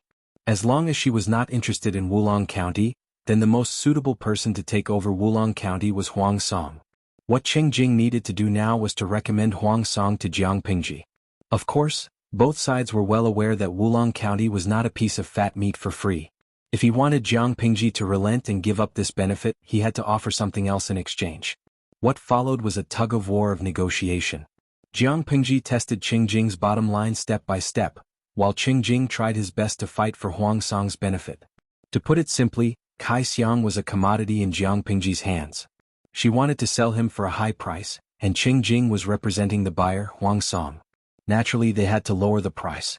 As for what Kai Xiang, the commodity, thought, that was not within their scope of consideration. Jiang Pingji kept the live stream open, and the audience listened to the two of them haggle back and forth. Although their words were reserved, their meaning was the same. The more the audience listened, the more their worldview shattered. Bao Bao Xingku, I have a question. When the streamer and Cheng Jing traded Kai Xiang, did Kai Xiang's father know? Terminal obsessive-compulsive disorder patient. Kai Xiang's father was hacked to death by Fu Wang a long time ago. How would he know? Oxian Feng Mian, I sympathize with Kai Xiang. He's only 11 years old. In our world he's still in the 6th grade. But considering the streamer's world background, 11 years old is already a sensible age. If you want to blame someone, you can only blame Kai Xiang for being born in the wrong era and being born in the wrong body.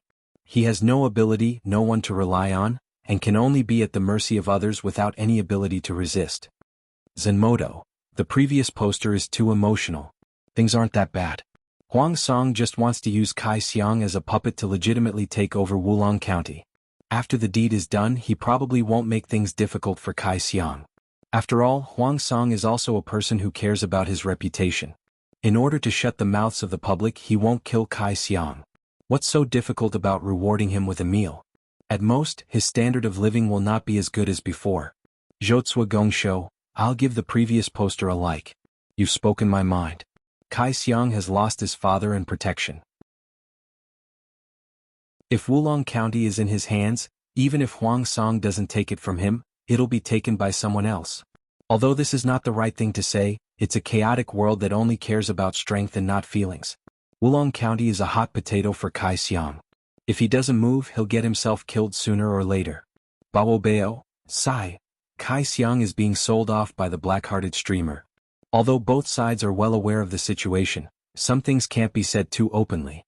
At the very least, there needs to be a cover. For example, in this transaction of Kai Xiang, Jiang Pingji and Cheng Jing stood on the moral high ground. With the people of Wulong County as the starting point, they let Kai Xiang go back to take charge of the overall situation and stabilize the situation. It was definitely not for the benefit of Wanzhou and Huang Song. After some probing, Jiang Pingji had more or less figured out the ins and outs of Huang Song's side. Cheng Jing also calculated Jiang Pingji's bottom line. Huang Song knew Jiang Pingji's temperament. This time he was prepared to bleed a lot. The conditions he offered were quite generous. It was a win-win situation. The negotiation process was quite pleasant, and both sides enjoyed themselves to the fullest. After negotiating a big deal, Jiang Pingji happily set up a banquet to welcome Cheng Jing. By the way, Yumo, have you met any strange people recently? Jiang Pingji suddenly asked. Cheng Jing's heart skipped a beat, but his expression did not change. Why do you say that, magistrate? Jiang Pingji said casually, Zixiao is proficient in astronomical phenomena and can predict. A while ago he wrote me a letter saying that an ominous purple cloud was drifting from the south to Wanzhou. The evil aura was getting stronger by the day, so it should be evil without a doubt. As the saying goes, demons are bound to appear in chaotic times. Although strange powers and gods can't be trusted, Zixiao is the person I trust the most. I'd rather believe what he says than not.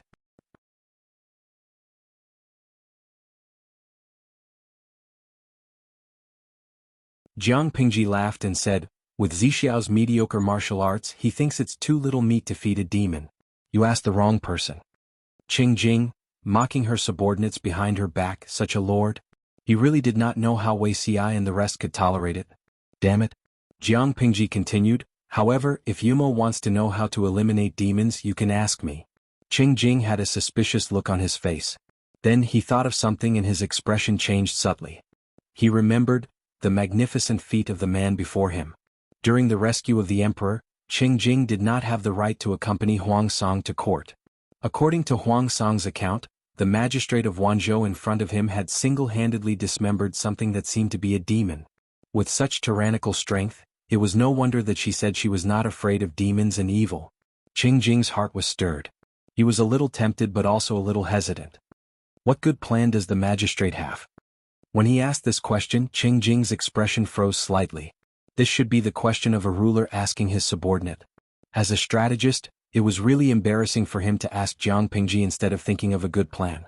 But since he had already said it, he could only brace himself and wait for the answer. Jiang Pingji said with a smile, "Do you still need to ask?" "Of course, it's to lure the other party out and kill it on the spot." Qing Jing frowned and looked at Jiang Pingji with slight hesitation. "Is what you said true, magistrate?" "Absolutely true." Qing Jing thought of Jiang Pingji's magnificent feat, and his wavering heart gradually calmed down. Maybe he could give it a try. The banquet would only start in the evening. Qing Jing first went back to his resting place to shower and change his clothes. As soon as he finished cleaning up, he noticed that there was one more breath in the room. The air was filled with the faint fragrance of cosmetics. He was born in a gentry family. Incense was an elegant thing, so he was quite knowledgeable about it and was more sensitive. He really didn't know how that demon did it. She could always appear by his side without him noticing. After mentally preparing himself, Qing Jing walked past the person with a calm expression. He took out his scholar's sword and hung it on his waist. The person said to him in a commanding tone, "Bring me to the banquet later." Qing Jing nodded in response. He didn't show a trace of surprise, as if it was a very normal scene for the other party to appear out of nowhere. "How is Lu Shi's condition today? Is there anything strange?" The person spoke rather bluntly, as if he really treated Qing Jing as his confidant. He sat at the head of the table as if there was no one else around. Qing Jing closed his eyes and sat upright on the right side of the seat. He was about to speak when his gaze fell on his right hand. He suddenly thought of something and his heart palpitated. Qing Jing said, "There's nothing strange about Magistrate Lu. The only strange thing is, her right hand seems to be injured." He remembered that Jiang Pingji's right hand was wrapped in white cloth, just like his. But at that time his mind was in a mess and he forgot to ask. Now that he thought about it, Qing Jing felt a chill run down his spine. Could it be that the demon in front of him not only wanted to control him but also Magistrate Lu? Right hand. The person's eyes lit up, and his entire face became a little more spirited. "What does her right hand look like?" Qing Jing said, "Magistrate Lu's right hand is wrapped in white cloth. It's a little swollen." After hearing that, the person revealed a satisfied smile. Back then, she had used the level 9 loyalty talisman on Jiang Pingji's right hand. In other words, the curse was on her right hand. Jiang Pingji's right hand was still wrapped. It could be seen that the curse had been hidden in her body for a long time. As long as she activated the curse in front of Jiang Pingji, she would become her most obedient puppet. Thinking of this, she was especially looking forward to the banquet that day. Tonight was the night when the salted fish would turn over. Qing Jing secretly placed his hand on the hilt of his sword. He took a deep breath and calmly got into the carriage. The carriage wheels rolled forward leisurely, heading toward the district headquarters. The person sat in the same carriage as Qing Jing. She even stretched her legs inelegantly and leaned against the seat in a crooked manner. She alone occupied 2/3 of the space in the carriage. Her indecent behavior made Qing Jing's heart burn with anger, but he could only pretend that he did not see it. When they were about to reach their destination, the person ordered Qing Jing, "When the banquet is over, find an excuse to lure Lu Shi out and get her to come see me.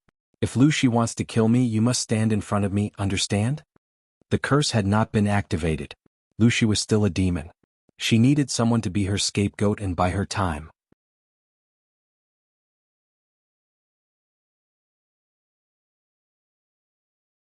Chapter 844.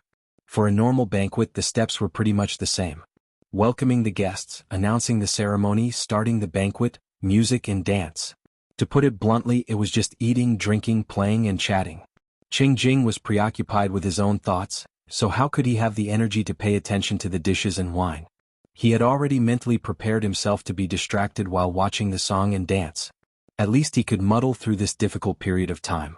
In the end, the customs of Wanzhou's banquets were very different from those of other places. They were given food and drinks, but they weren't allowed to watch songs and dances. Qing Jing couldn't just sit there in a daze, could he? One could say that he was in a daze while watching the song and dance because the song and dance was too beautiful, so he was mesmerized by it. But now there was only good food and wine, no singing and dancing beauties. If he was in a daze, what excuse could he use? The food and wine were too tempting, so he was dumbfounded? Qing Jing didn't have much of an appetite. Seeing that Jiang Pingji had no intention of summoning him to dance, he could only lower his eyelids and raise his hand to pick up his chopsticks.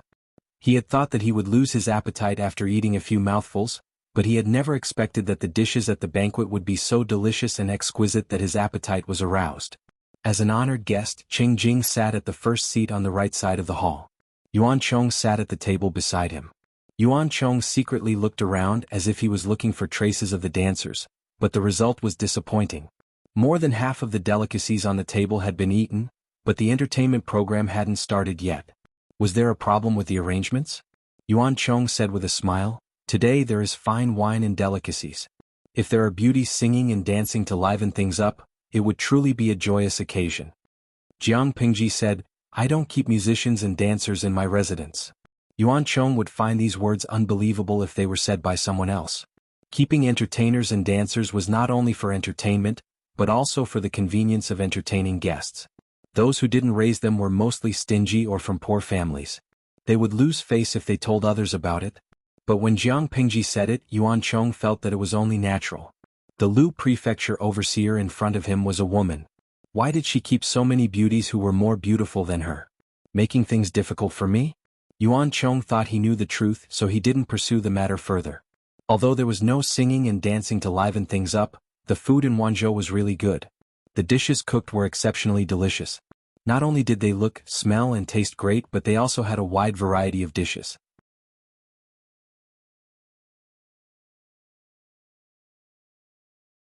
He bowed and said, "My lord ordered me to pass on a message. If it's convenient, I would like to discuss it in detail with you in private." Official matters certainly could not be discussed at the banquet. It was normal to ask for the attendants to be dismissed or to discuss it in detail in private. Jiang Pingji said, "Of course." The banquet ended, and Qing Jing let Yuan Chong return to the place where he was staying. "I have something important to discuss with you in detail. Eng Shu, you don't have to wait outside. Just leave a carriage behind." After giving instructions, Qing Jing left with Jiang Pingji. The two of them walked under the moonlight to a secluded place, avoiding the eyes and ears of others. From afar, it looked like two friends walking side by side under the moonlight, chatting leisurely. Because the previous banquet was too boring, the audience watching the live stream was not very interested. There were only 2 or 3 comments on the screen. Zhandao Changkong, "Is there anyone alive in the live stream room?" Xinyuan Mingjing, "I'm still hanging in there. I've watched the streamer eat for 2 to 3 hours. I'm starving. I'm holding a bucket of instant noodles and gnawing on it." Saipu, "I'm hanging in there too. I haven't noticed anything strange until now, but I don't dare to leave the live stream room. I'm afraid I'll miss something big." Jiang Pingji's live stream had a certain pattern. If there were no accidents, the live stream time was from 9 to 5. If something big happened, she would extend the live stream time or start a live stream at the last minute. Everyone was a veteran in the live stream room. They knew Jiang Pingji's temper, so they kept waiting and refused to leave. When the banquet was finally over, they saw the streamer strolling under the moonlight with Qing Jing in casual clothes. The further they walked, the more remote they became. They felt a little flustered. Could it be that the streamer had finally found her conscience and planned to give the audience some benefits, such as forcing herself against the wall or doing something shameful? More than one person made such a guess. Sense Hisang Shiningsher, "I thought the streamer liked Beauty CI. It was shown in the previous live stream. Why did they suddenly change their CP?" Hide and Seek Cat, "I like Beauty CI too. I'm firmly on the streamer X and Wei C's CP. Menyang, change their CP? No. Watching the streamer win over Beauty CI is my motivation to follow the live stream. Don't be so cruel." Tudu Feichio, "It can't be. Would the streamer fall in love with Qing Jing? Don't scare me. You can open your mouth to spread rumors, but you'll break your legs to refute them. Although Qing Jing looks good, has a good temperament and has a good family background, he's much older than the streamer. He should be married and have children, right? It's impossible for the streamer to get involved in other people's marriages and families. She and Qing Jing should really have something to discuss. Don't think too much.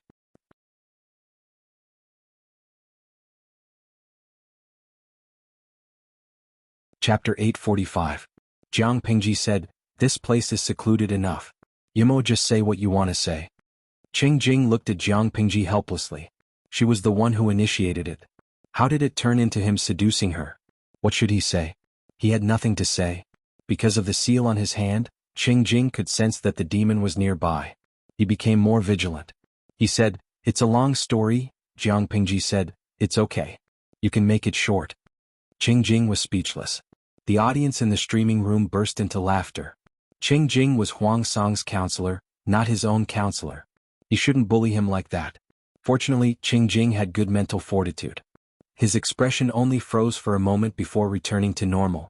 His mind raced as he searched for the ink in his stomach. Very quickly, he fabricated a plausible, urgent matter. Jiang Pingji was very cooperative. She either nodded or frowned. Occasionally she even gave her opinion. Qing Jing secretly sighed. The magistrate of Liuzhou was also a talent. His ability to fabricate nonsense was no weaker than his own. They talked as they walked. Jiang Pingji's attention seemed to be attracted by Qing Jing's words. The moonlight that was as cold as water shone down, elongating their shadows. They went around a rockery. Their field of view was facing the direction of the moon. In front of them was a dense cluster of abandoned rockery. The shadows were thick. If something was hidden there, no one would be able to find it. As time passed, Qing Jing's heartbeat became louder and faster. It was almost in his throat. He felt a scorching heat on the back of his right hand. He knew that the demon was nearby. She was less than 10 feet away from him. At that moment he heard a roar. A dark blue light attacked Jiang Pingji from the shadows in front of him. "What are you waiting for? Surrender." Everything happened too suddenly. Qing Jing instinctively made a defensive move, trying to block the strange blue light. However, he was just a scholar with weak martial arts skills. By the time he stood in front of Jiang Pingji, the light had already hit her. Qing Jing's face darkened when he saw that. A graceful woman walked out from the shadows of the rockery and clapped her hands in appreciation. "You did well. If you didn't help distract Lu Shi and lower his guard, I'm afraid it wouldn't have been so easy." Earlier, the woman had ordered Qing Jing to be her meat shield.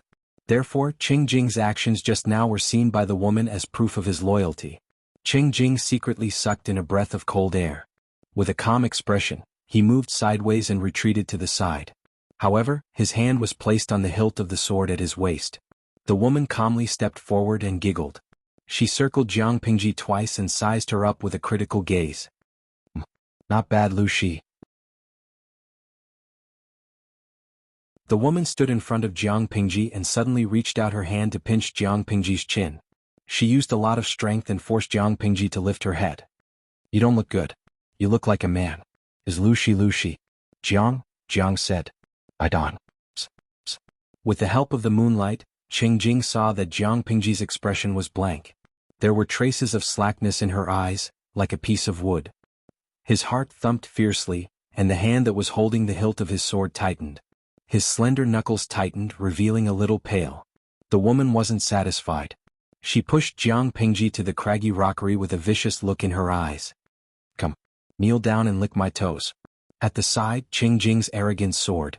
How dare this monster humiliate others like this? Just as he was about to draw his sword, Jiang Pingji waved her right hand at him, signaling him to move away. Qing Jing was speechless. He had met the ancestor of acting. The woman didn't let go. She changed her mind.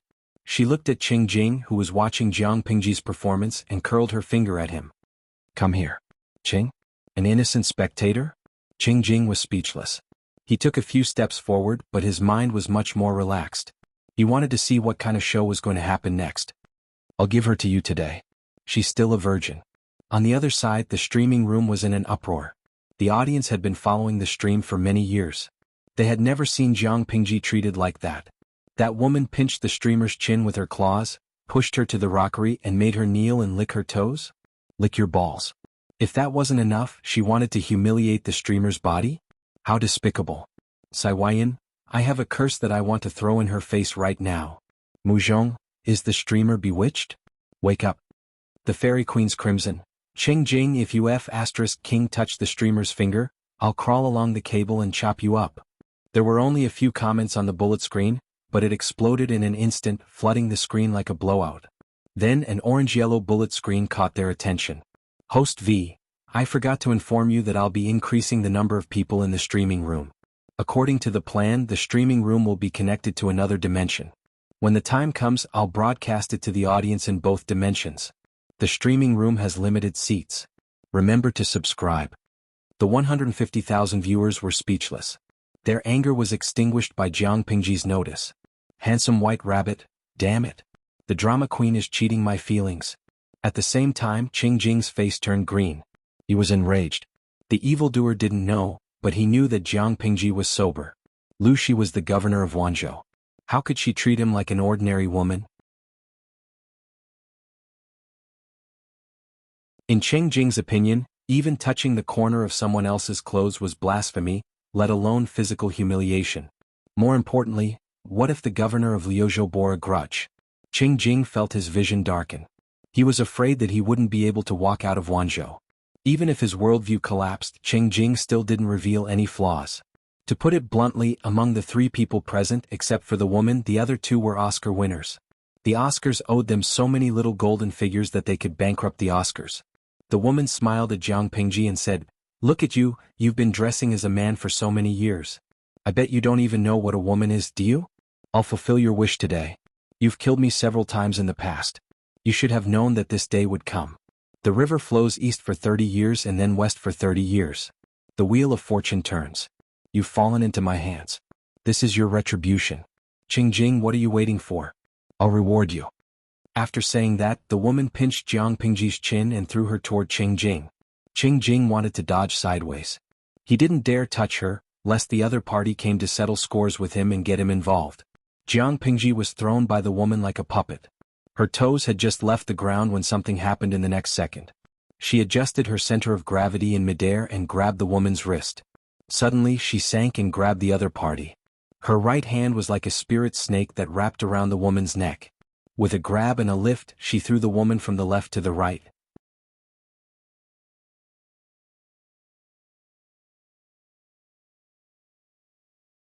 Chapter 846. The woman was caught off guard by the sudden turn of events. Before she could restrain the smugness on her face, she was already under someone else's control. You. Lu Shi, you're not being controlled? Why aren't you being controlled?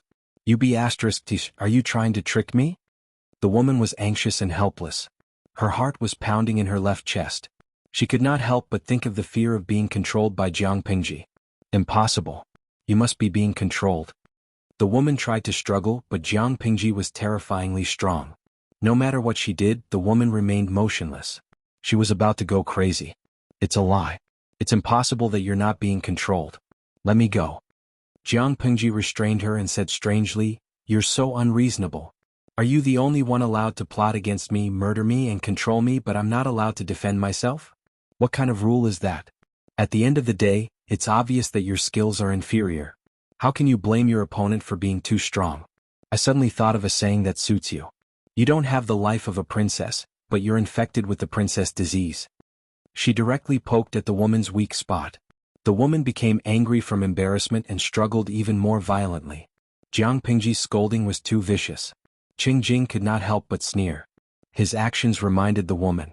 The woman was like a drowning person. She desperately wanted to hold on to the last straw. Flustered and exasperated, she said, "Qing Jing, kill her." Jiang Pingji laughed and said, "Yumo's martial arts are inferior to mine. How can he kill me?" The woman said angrily, "Lu Shi, if you kill Qing Jing, do you think Huang Song can still maintain his sibling relationship with you?" Jiang Pingji tilted her head in surprise. She glanced at the motionless Qing Jing and smiled. "I thought your brain had been eaten by pigs. I didn't expect you to still have some left. But what's the use of that? I'll give you a piece of advice. Remember it in your next life. Don't think that you're the only smart person in the world. People who think they're smart often die miserably. I won't hurt Yumo, but before you give the order, you have to make sure that he's not being controlled by you." Jiang Pingji's words pierced the woman's spleen and lungs. The woman was so angry that her eyes turned red and overflowed with intense hatred. The woman was panting.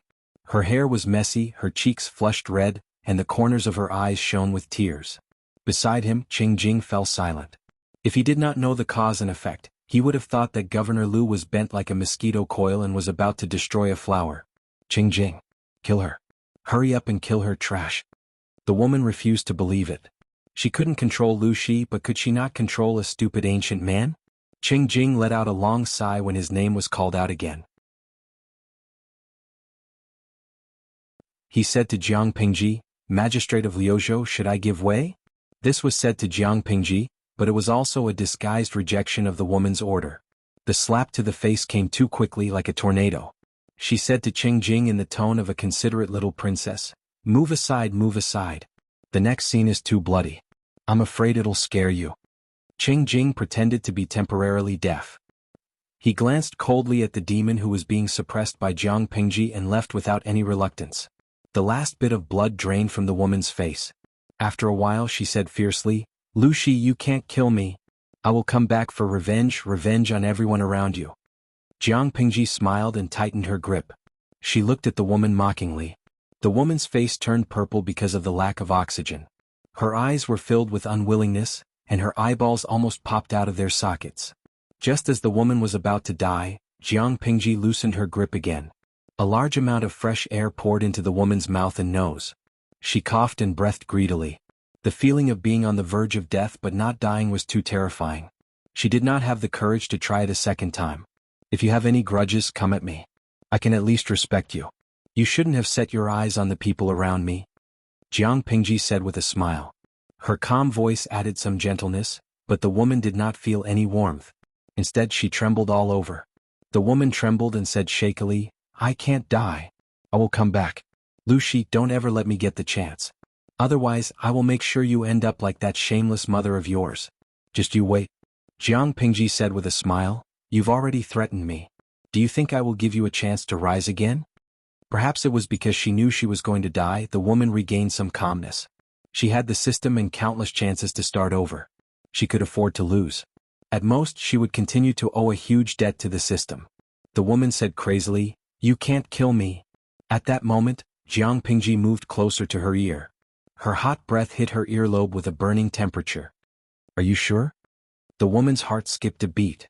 She pretended to be tough and said, "If you don't believe me, why don't you try killing me?" For her, death was a form of escape. As long as she died, her soul would appear in the system space and she could make a comeback. Jiang Pingji pressed her lips against the woman's ear and said something. The woman's face turned pale and she trembled even more violently. She did not say anything else. She only said one thing. "From just now until now, haven't you realized that your biggest backer has not made a sound?" "System? Right. Why hasn't the system said anything?" The woman called out to the system in her heart, but no matter how many times she called out, the result was like a stone sinking into the ocean. There was no response at all. She became more and more flustered. Why hasn't the system responded? Jiang Pingji seemed to know what she was thinking. She said with a smile, "The system is not omnipotent. It can't even protect itself now. How can it care about a useless person like you?" The woman shook her head in disbelief. Her face was full of fear. She did not care that her vitals were being clamped by Jiang Pingji. She stretched out her well-maintained hands and grabbed the ground. She did not care even if her nails were broken. She just wanted to crawl away.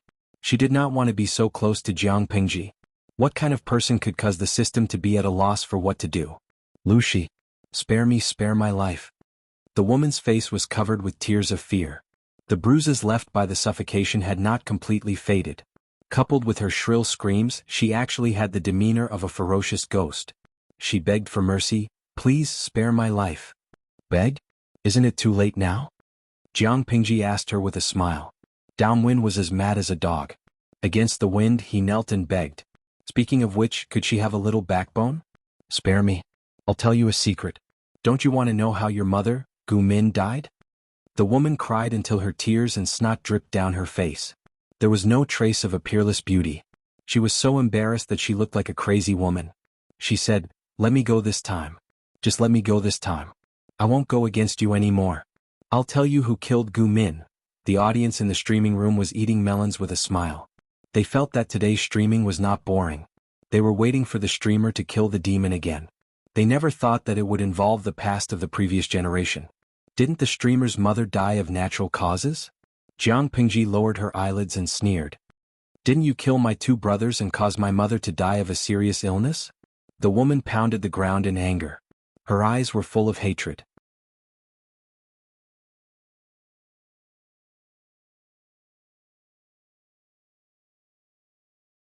Chapter 847. Mother and father loved each other very much. Why would father kill her? Please find a good reason to sow discord. The woman's face stiffened.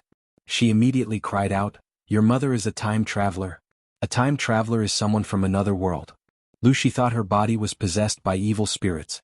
How could he not be afraid? If you don't believe me, you can look at Xie Qian. When Xie Qian found out that Wang Huiyun was a time traveler, he also wanted to kill her. I'm telling the truth. If I deliberately sow discord between you and your father, I will die a horrible death. A time traveler? Someone from another world? Jiang Pingji pretended not to know and asked, "Are you telling the truth?" It's absolutely true. The real Gu Min is actually an idiot. Everyone who used to serve Gu Min knows that she didn't know how to speak even when she was 4 years old. The woman called out to the system in her heart. Her voice was trembling as she told the system what she knew. The person who married Lu Shi in the end wasn't Gu Min. It was Gu Min's stepsister, Gu Zhen. That woman was shameless. She took advantage of the fact that she knew the history to steal her own brother-in-law. She even pushed Gu Zhen to Meng Zhan, that bastard. Lu Shi accidentally found out the truth. That's why he planned to assassinate Gu Min. Although I killed your 2 brothers, I really didn't kill you. Jiang Pingji seemed to be convinced. Although she didn't let go of the woman, she obviously loosened her grip. Go on. Tell me everything you know. The woman realized in despair that she really couldn't contact the system. In order to survive, she could only take a gamble. I also accidentally found out that Gu Min is a time traveler. Later, I searched her soul and found out that she came from 300 years in the future. She knew the history, so she stole Gu Zhen's husband. She's a shameless b*tc. Lu Shi is an ancient person. Of course he is afraid of ghosts and gods, so he murdered Gu Min. I'm telling the truth, please don't kill me. Jiang Pingji heard and snorted mockingly. The woman seemed to think of something and hurriedly said, Lu Shi still wants to kill you? In Gu Min's memory, you will kill Lu Shi in the end. Now that he knows about this, it won't be easy for you to kill him in the future. He will kill you in advance. Because of her panic, she spoke incoherently. Jiang Pingji laughed and said, "Do you think I will believe you? If my father really wanted to kill me, he would have done so long ago." The woman cried, "Because you are the founding emperor of the Jiang dynasty, the future Emperor Qin. Of course Lu Shi won't let you die now." The founding emperor of the Jiang dynasty? The woman nodded like she was pounding garlic. She said, "Yes. The founding emperor of the Jiang dynasty. I searched Gu Min's soul and discovered that she came from the future 300 years ago. Her maiden name was Lanting, but when Lu Lanting was 12 years old, she met bandits and lost her memory. She forgot that she was Lu Lanting and changed her surname to Jiang Pingji. She even killed her own brother. This is what I saw from Gu Min's memory. Later, she killed Lu Shi, who was captured by the feudal vassals. She killed her own father." Seeing that Jiang Pingji was unmoved, the woman continued, "Even if Lu Shi doesn't kill you now, he will definitely kill you in the future. Because you're the daughter of a demon, why wouldn't he be afraid? But in order to become the emperor, he has to treat you well. You have to believe me." Jiang Pingji laughed and said, "If I really become the emperor one day, do you think my father can still kill me? He didn't do anything to me now, and he won't do anything to me in the future. You sowed discord and urged me to kill my father. You have ulterior motives and evil intentions." The woman's face was twisted. She never expected that she would not be able to persuade Jiang Pingji after so much persuasion. After a while she said, "You asked me before? You asked me if it was because of me that your mother almost died." Jiang Pingji said calmly, "I already know the answer to this question. Even if you answer it, it's of no value to me." "You know?" The woman widened her eyes in surprise. Jiang Pingji nodded. "I know." The two looked at each other, and the woman suddenly laughed wildly. She laughed so hard that tears came out of her eyes. Yes. You know. I'm the stupid one." Jiang Pingji said again, "Are you done? If you are, prepare to be on your way." The woman's arrogant laughter stopped abruptly. Her eyes widened like copper bells, and the whites of her eyes were horrifying. "You want to kill me?" Jiang Pingji said faintly, "I never said I won't kill you, right? You're the one who thinks too highly of yourself." Her words extinguished the last glimmer of hope in the woman's heart. "In your next life, be a good person." Jiang Pingji spoke as if she was chatting with an old friend. In this world, everyone's life is precious. The so-called poverty refers to wealth, not life. You have an advantage that ordinary people don't, but that's not an excuse for you to disregard human life. You think you're lucky enough to get a powerful cheat, but how do you know that the other party doesn't have the intention to harm you? To be honest, Jiang Pingji could not bear to kill her. No matter what, it was a daily pastime. If it was gone, she would be lonely in the future. Forgive me this time. I won't harm you anymore. I really won't harm you. I won't be the heroine. The woman vaguely realized that she did not have the chance to load the file again. Her fear of death overrode everything else. It's too late to say all this now. When you were harming others, did you ever think about this day? Faced with the threat of death, the woman suddenly exerted all her strength to fight, but Jiang Pingji already knew her intentions. Ugh, she stuck out her tongue. The strong feeling of suffocation made her consciousness blur. Her eyeballs were bulging out of their sockets with fine blood vessels. Suddenly there was a crisp sound of bones breaking. Scarlet blood gushed out from her mouth, nose, eyes, and ears. Her violently struggling body slowly softened. Her eyes were wide open and she died with a grievance. She looked like a malicious ghost. Where was the charm of a beautiful woman? Jiang Pingji murmured, I wanted to keep you to amuse me, but who asked you to lay your hands on Qingjing? Up to this day, Jiang Pingji had also miscalculated. Fortunately, the deviation was not big. Everything was still under her control. She thought that by deliberately using the level 9 loyalty talisman, the woman would focus on her and not lay her hands on the people around her. She did not know that the woman was greedy. She tried to control Qingjing. Who knew if she would lay her hands on Wei Ci and the others in the future? A woman who had nothing to lose was not afraid of wearing shoes. Jiang Pingji could not afford to gamble. Considering the risks, she decided to get rid of this hidden danger once and for all. Even if it was not a good time to reel in the net. Using her spirit to disperse the woman's remaining source of spiritual waves, Jiang Pingji's right hand brushed over the woman's body. After a while, another strange source of spiritual waves appeared in her mental brain. It was the subsystem of the woman's body.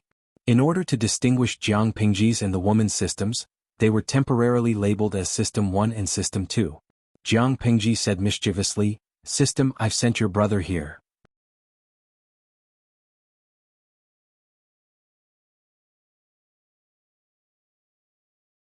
Chapter 848. Ugh, it's not a good habit to swear. Aren't you afraid that you'll lead the children astray? I'll send the system itself over one day and you can play landlord with 3 people, Jiang Pingji said with a smile. She wasn't affected at all. Instead, the 2 systems were fuming with anger. What landlord? Why didn't you just play mahjong with the 4 of you? System number 2 was still confused. Its connection with the host was cut off by Jiang Pingji, and it watched as she killed the host and scattered the host's soul. This was completely different from the script it had expected. That was not all. Before it could escape, its vision went black and it was locked in a field of spiritual energy. System number 2 asked, Where is this? Jiang Pingji said, My spiritual brain region. She grabbed the system on the time-traveling woman's body. The 2 streaming rooms were forced to upgrade and were currently entering the maintenance phase. Before entering the maintenance phase, she sent a message to the audience in her streaming room, asking them to hurry up and grab a seat the next day. System number 2 tried to break free, but the suppression around it was too strong. It couldn't escape at all. Near it, system number 1, which was a few times smaller than it, said coldly, Stop struggling, stop. System number 2 only realized system number 1's situation at that moment, and it was even more confused. Why are you imprisoned? Because the information between the systems was not interconnected, it still didn't know that its fellow sufferer had suffered inhumane treatment. System number 1 snorted coldly. It didn't want to talk to this idiot. System number 2 calmed down and its heart sank. It felt that the script was completely different from what it had expected. It said hesitantly, This spiritual brain region isn't normal, abnormally strong. System number 1 continued to sneer. You've been with that stupid woman for too long. Even your IQ has been dragged down by her? System number 2 was silent. It thought of a terrible guess. How could you possess such a host? You're still helping her? If it had encountered such a ghost, it would have left a long time ago. System number 1 said lifelessly, Which of your dog eyes saw me helping her? It was also a prisoner now, okay? It wasn't worried about anything but the main body of the system. Looking at Jiang Pingji's reaction recently, she seemed to have found out the truth, which made it anxious. As a higher life form, it had never felt so powerless before. Of the hosts it had met in the past, 9 out of 10 were idiots and 1 was a smartass. Which one of them wasn't fooled by it? Unfortunately, the heavenly axiom was good at reincarnation. This time the person who was fooled was him. System number 2 was the first to be separated. Once it was separated, it and the main body of the system became two separate entities, and there were many things it did not know.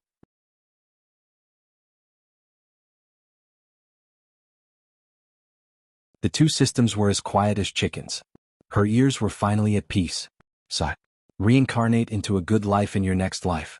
If you still have the chance to be reincarnated, Jiang Pingji clapped her hands. The corpse on the ground had completely ignited. From time to time, there was the sound of an explosion. Qing Jing was guarding from afar. When he saw the fire, he suppressed his emotions and hurried over. Magistrate Liu, has that demon been executed? Yes. Look at your hand. Are the traces still there? Qing Jing was delighted. He raised his hand and removed the white cloth on his right hand. He saw that the area that was originally covered with ugly black lines had returned to its normal color. He solemnly bowed and said gratefully, "Thank you, Magistrate, for saving my life." The black lines disappeared. He felt that his body was a little lighter.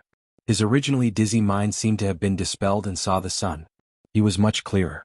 Jiang Pingji raised her hand and helped him up. She said with a smile, "You don't have to thank me. This matter is also my fault. I should have gotten rid of her earlier." Qing Jing did not know that Jiang Pingji deliberately left a backup plan to give the time traveler a chance to make a comeback. Speaking of which, if it were not for Jiang Pingji, Qing Jing would not have suffered such an undeserved calamity.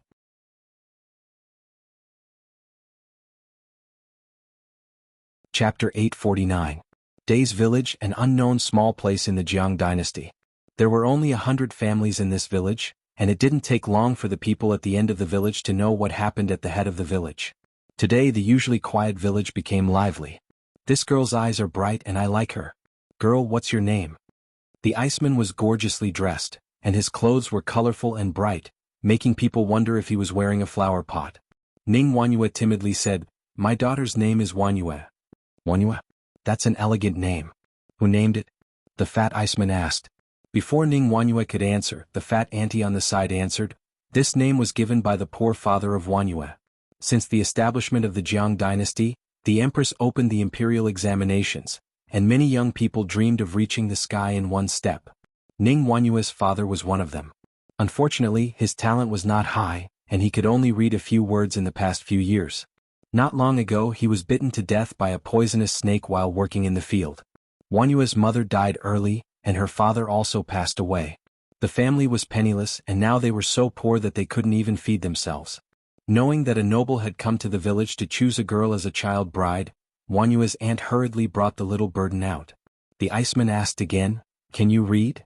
Wanyue timidly nodded. The iceman turned around and talked with the people accompanying him, and after a while he decided on Wanyue. Aunt Wanyue happily pushed her out, and turned around to accept the betrothal gift from the iceman. The young and ignorant Wanyue followed the iceman into the carriage, her face full of bewilderment. She didn't know where her future would go with this carriage. Wanyue knew what a child bride was, and several families in the village had also bought a child bride. She thought that her husband was either an old man in his 30s or 40s, or a 3 or 4-year-old urchin. However, after a month, she was suddenly at a loss when she saw the handsome, tranquil young man. Such a good-looking immortal would actually worry about not being able to find a wife? "Why did you send this child here?" The voice was cold, like the tinkling of a clear spring, seeping with a chill. The plain-clothed young man sat under the porch with a zither on the table in front of him. A similarly plain white forehead cloth was neatly placed on his forehead, and 2 plain white belts were wrapped around his waist. It was a long mourning attire. His eyes swept over Wanyue's face without a trace of emotion. With just a glance, Wanyue was so scared that she took 2 steps back, timidly hiding behind Iceman. The eldest lady said that Grand Tutor Wei should continue the bloodline. Iceman's voice was not as frivolous as before, but with a trace of indifference that was difficult for others to understand. In short, it was very imposing. "Heh!" the young man snorted coldly with a mocking smile on his face. Iceman pushed Wanyue out from behind him. "If Second Langjun is not willing, I will come back in half a year to take this child away."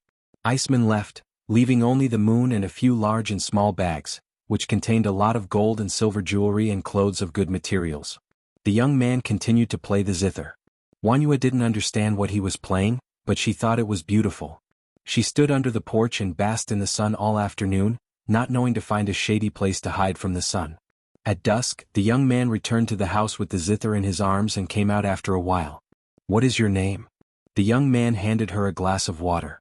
Wan Yu took it and greedily drank a few mouthfuls, almost choking. "This little one's surname is Ning, and my maiden name is Wan Yu." The young man sat under the porch, casually wearing a pair of crudely made wooden clogs. He looked at the petite Wan Yu and asked, "How old are you?" 11. The young man murmured, "Only 11 years old. Ah, this is ridiculous." Wan Yu didn't dare to move. Before Iceman came, he had repeatedly ordered her to follow all kinds of rules into her head. The young man said again, "Then do you know what they want you to do?" Wan Yu said, "To be Langjuan's wife." She spoke very bluntly, her eyes dark and clear. After a while, a hand with distinct fingers appeared on Wan Yu's head, rubbing her hair. "You're only 11 years old. If I were born 5 or 6 years earlier, you could be my daughter." Wan Yu tilted her head and asked anxiously, "Then should I call you daddy?" The young man was speechless. Forget it, forget it. Why should I get angry with a child like you?" The young man sighed and said, "Just call me Big Brother." Wan Yu asked, "Big Brother? Then can Wan Yu still be your wife?" The young man laughed. "You're so young. What do you know about a wife?" Wan Yu hung her head and twisted her sleeves, not daring to say another word. The young man lived deep in the mountains. It was a beautiful place with beautiful scenery. But for some reason, the young man was a vegetarian all year round, wearing plain clothes as if he was observing mourning for someone. Wan Yu lived in a house near the young man and had nothing to do all day. She saw that the courtyard was empty and felt that it was a waste to leave it empty, so she rolled up her sleeves and started weeding.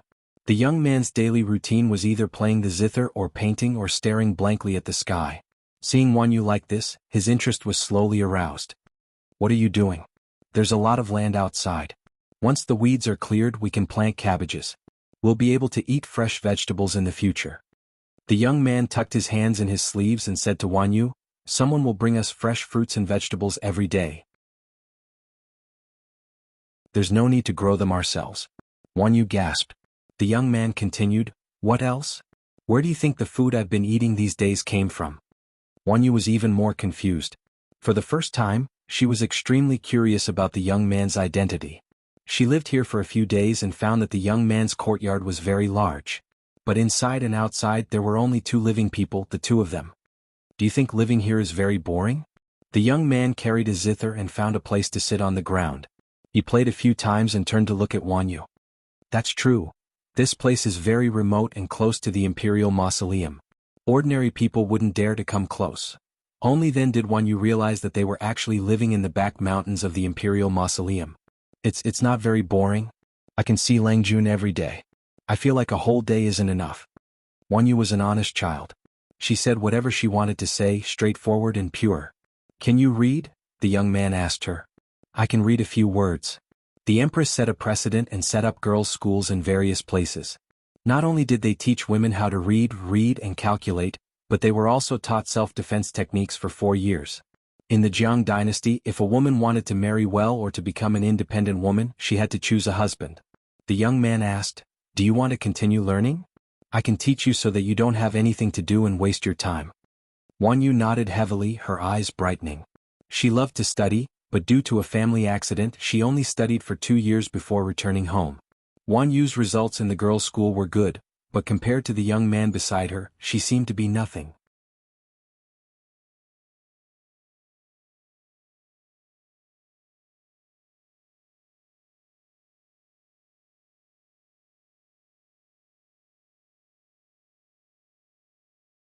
Chapter 851.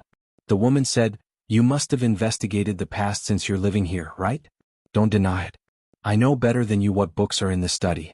The world is unstable and there are many contradictions in the court. Mother spends 14 to 16 hours a day busy with court affairs.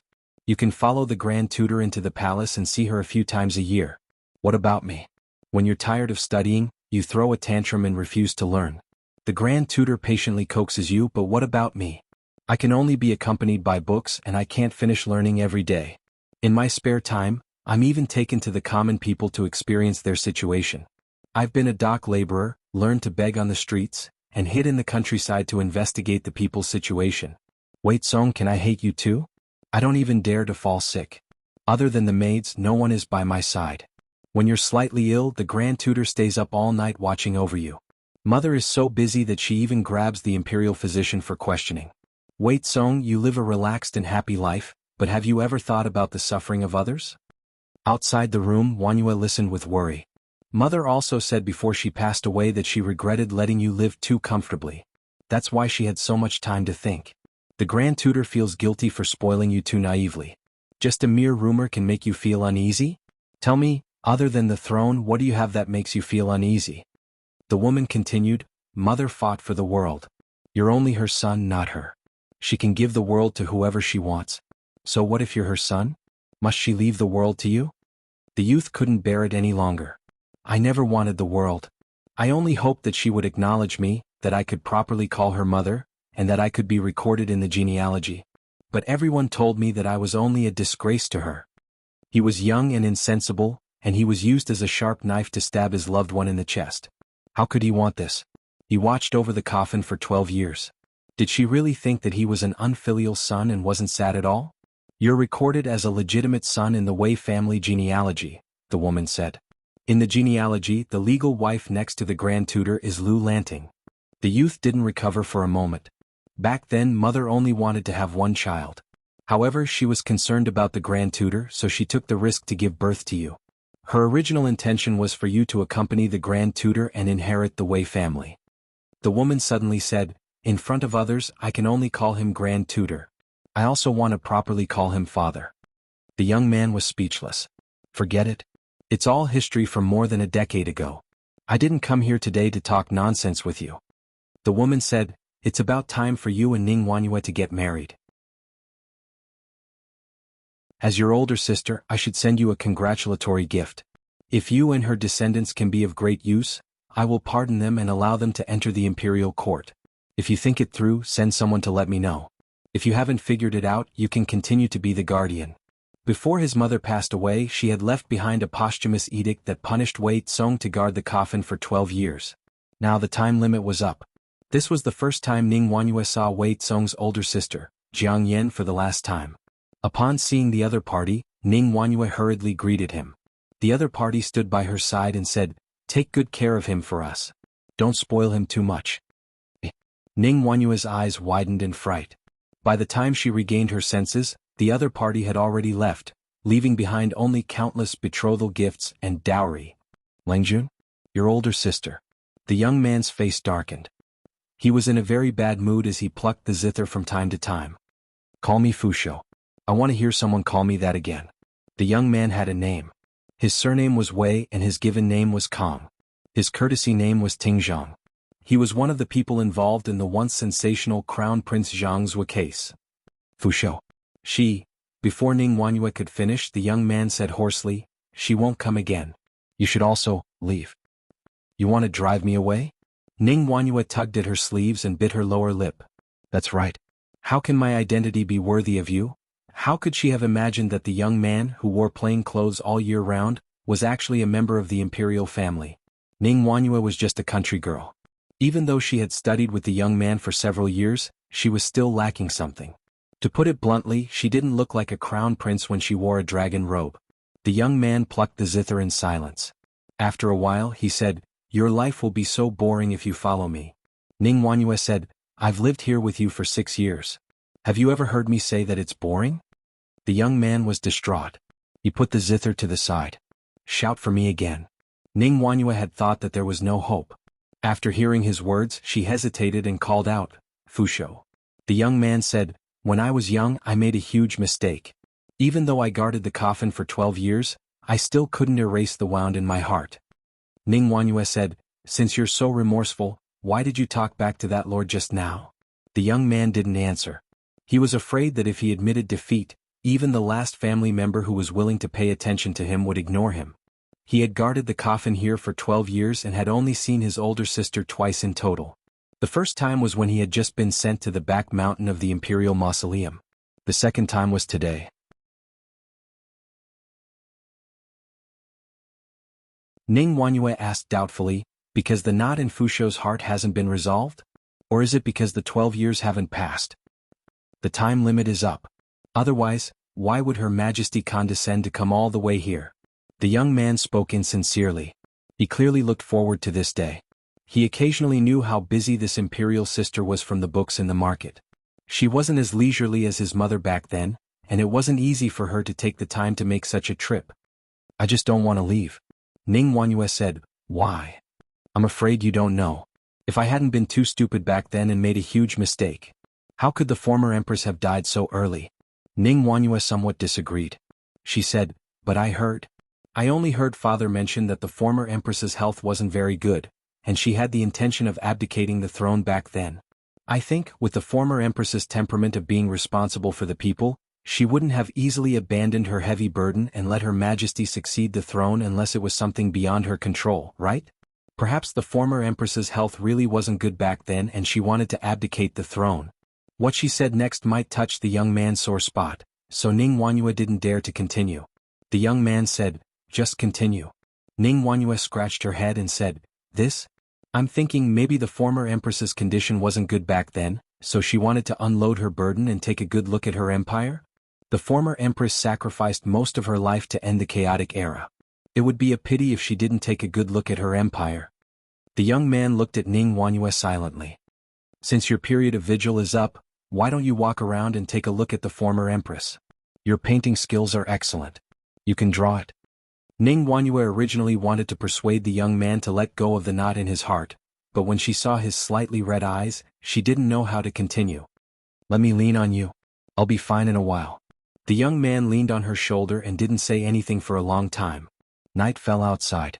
The young man restrained his emotions and got up to open the boxes placed in the corner of the study. There were a total of 16 boxes and they were neatly stacked. Ning Wanyue had never seen him open any of the boxes in the past few years. These are my father's brushes and ink. The young man opened the boxes one by one. Ning Wanyue could still smell the fragrance of the ink on them. After they were unfolded, a magnificent scene appeared in front of her eyes. She finally knew where the young man learned his exquisite painting skills from. He rarely painted people. Most of his paintings were landscape paintings. When I looked at his paintings in the past, I always felt that he had a knot in his heart. Now that I look at it again, I realize how shallow I am.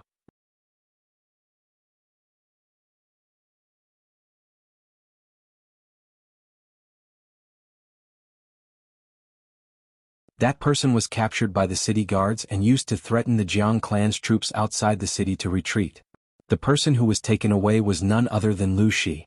Lu Shi was originally from Hejin County in Dongqing. A few years ago, Dongqing was destroyed and plunged into the flames of war. The second branch of the Lu family in Hejin County took all their wealth and fled to Zhongzhou to seek refuge. Coincidentally, he was in Songzhou. Some listeners didn't believe it. Maybe it was Lu Shi in disguise? The brawny man smiled and said, Lu Shi is the biological father of the Jiang family. Everyone in Dongqing knew about this. Madame Jiang used to be a bandit in Dongqing. Later on, she caused a ruckus and the imperial court sent her to Hu County. When she was conferred an official position, the father and daughter quarreled. Lu Shi even revealed another incident. It turns out that this bloodthirsty evil girl killed Lu Shi's only son. First she killed her own brother. Now she killed her father. This vicious woman was nothing more than this. No wonder. I always felt that the atmosphere these 2 days was strange. It was because of this. The people in the tea house were all denouncing her, but no one dared to raise their voice. After all, this was someone else's matter. Why should they sacrifice their lives for the sake of justice? At this moment, a troop of nearly 1,000 soldiers escorted a number of carriages into the city. The carriages were filled with sobbing sounds. The leader of the group was a woman with a pale face. Her hair was messy and her wrinkled face was dull. Her eyes were sunken. Outside, a burly general in armor rode a tall horse. He held a horsewhip in his right hand and walked in front of the troops. Not long after, a young general in white and silver armor galloped over on a horse. He was holding a long silver spear in his hand. General Fu, Han Mei is here. How is the Lord? General Fu Wang came to his senses and hurried forward to welcome him. She's fine. It's just that, the Lord doesn't seem to be in a good mood. Fu Wang snorted and sneered. Those literati only know how to cause trouble. Li Yun tightened his grip on the reins and did not reply. Fu Wang secretly patted Li Yun's arm and said in a low voice, Don't worry. The Lord has military power in her hands. They won't be able to cause trouble. Besides, we don't even know if that Lu something is the Lord's biological father. He's not fit to rely on the Lord. The literati had failed to rebel for 3 years. What was there to be afraid of? A bunch of old men who only knew how to kill her father in front of the battlefield, and scolded the Lord for being cruel and tyrannical? How many soldiers had been sacrificed to besiege Songzhou? Victory was at hand. Halfway through, a father had appeared and forced them to retreat and give up the territory they had previously conquered. How was that possible?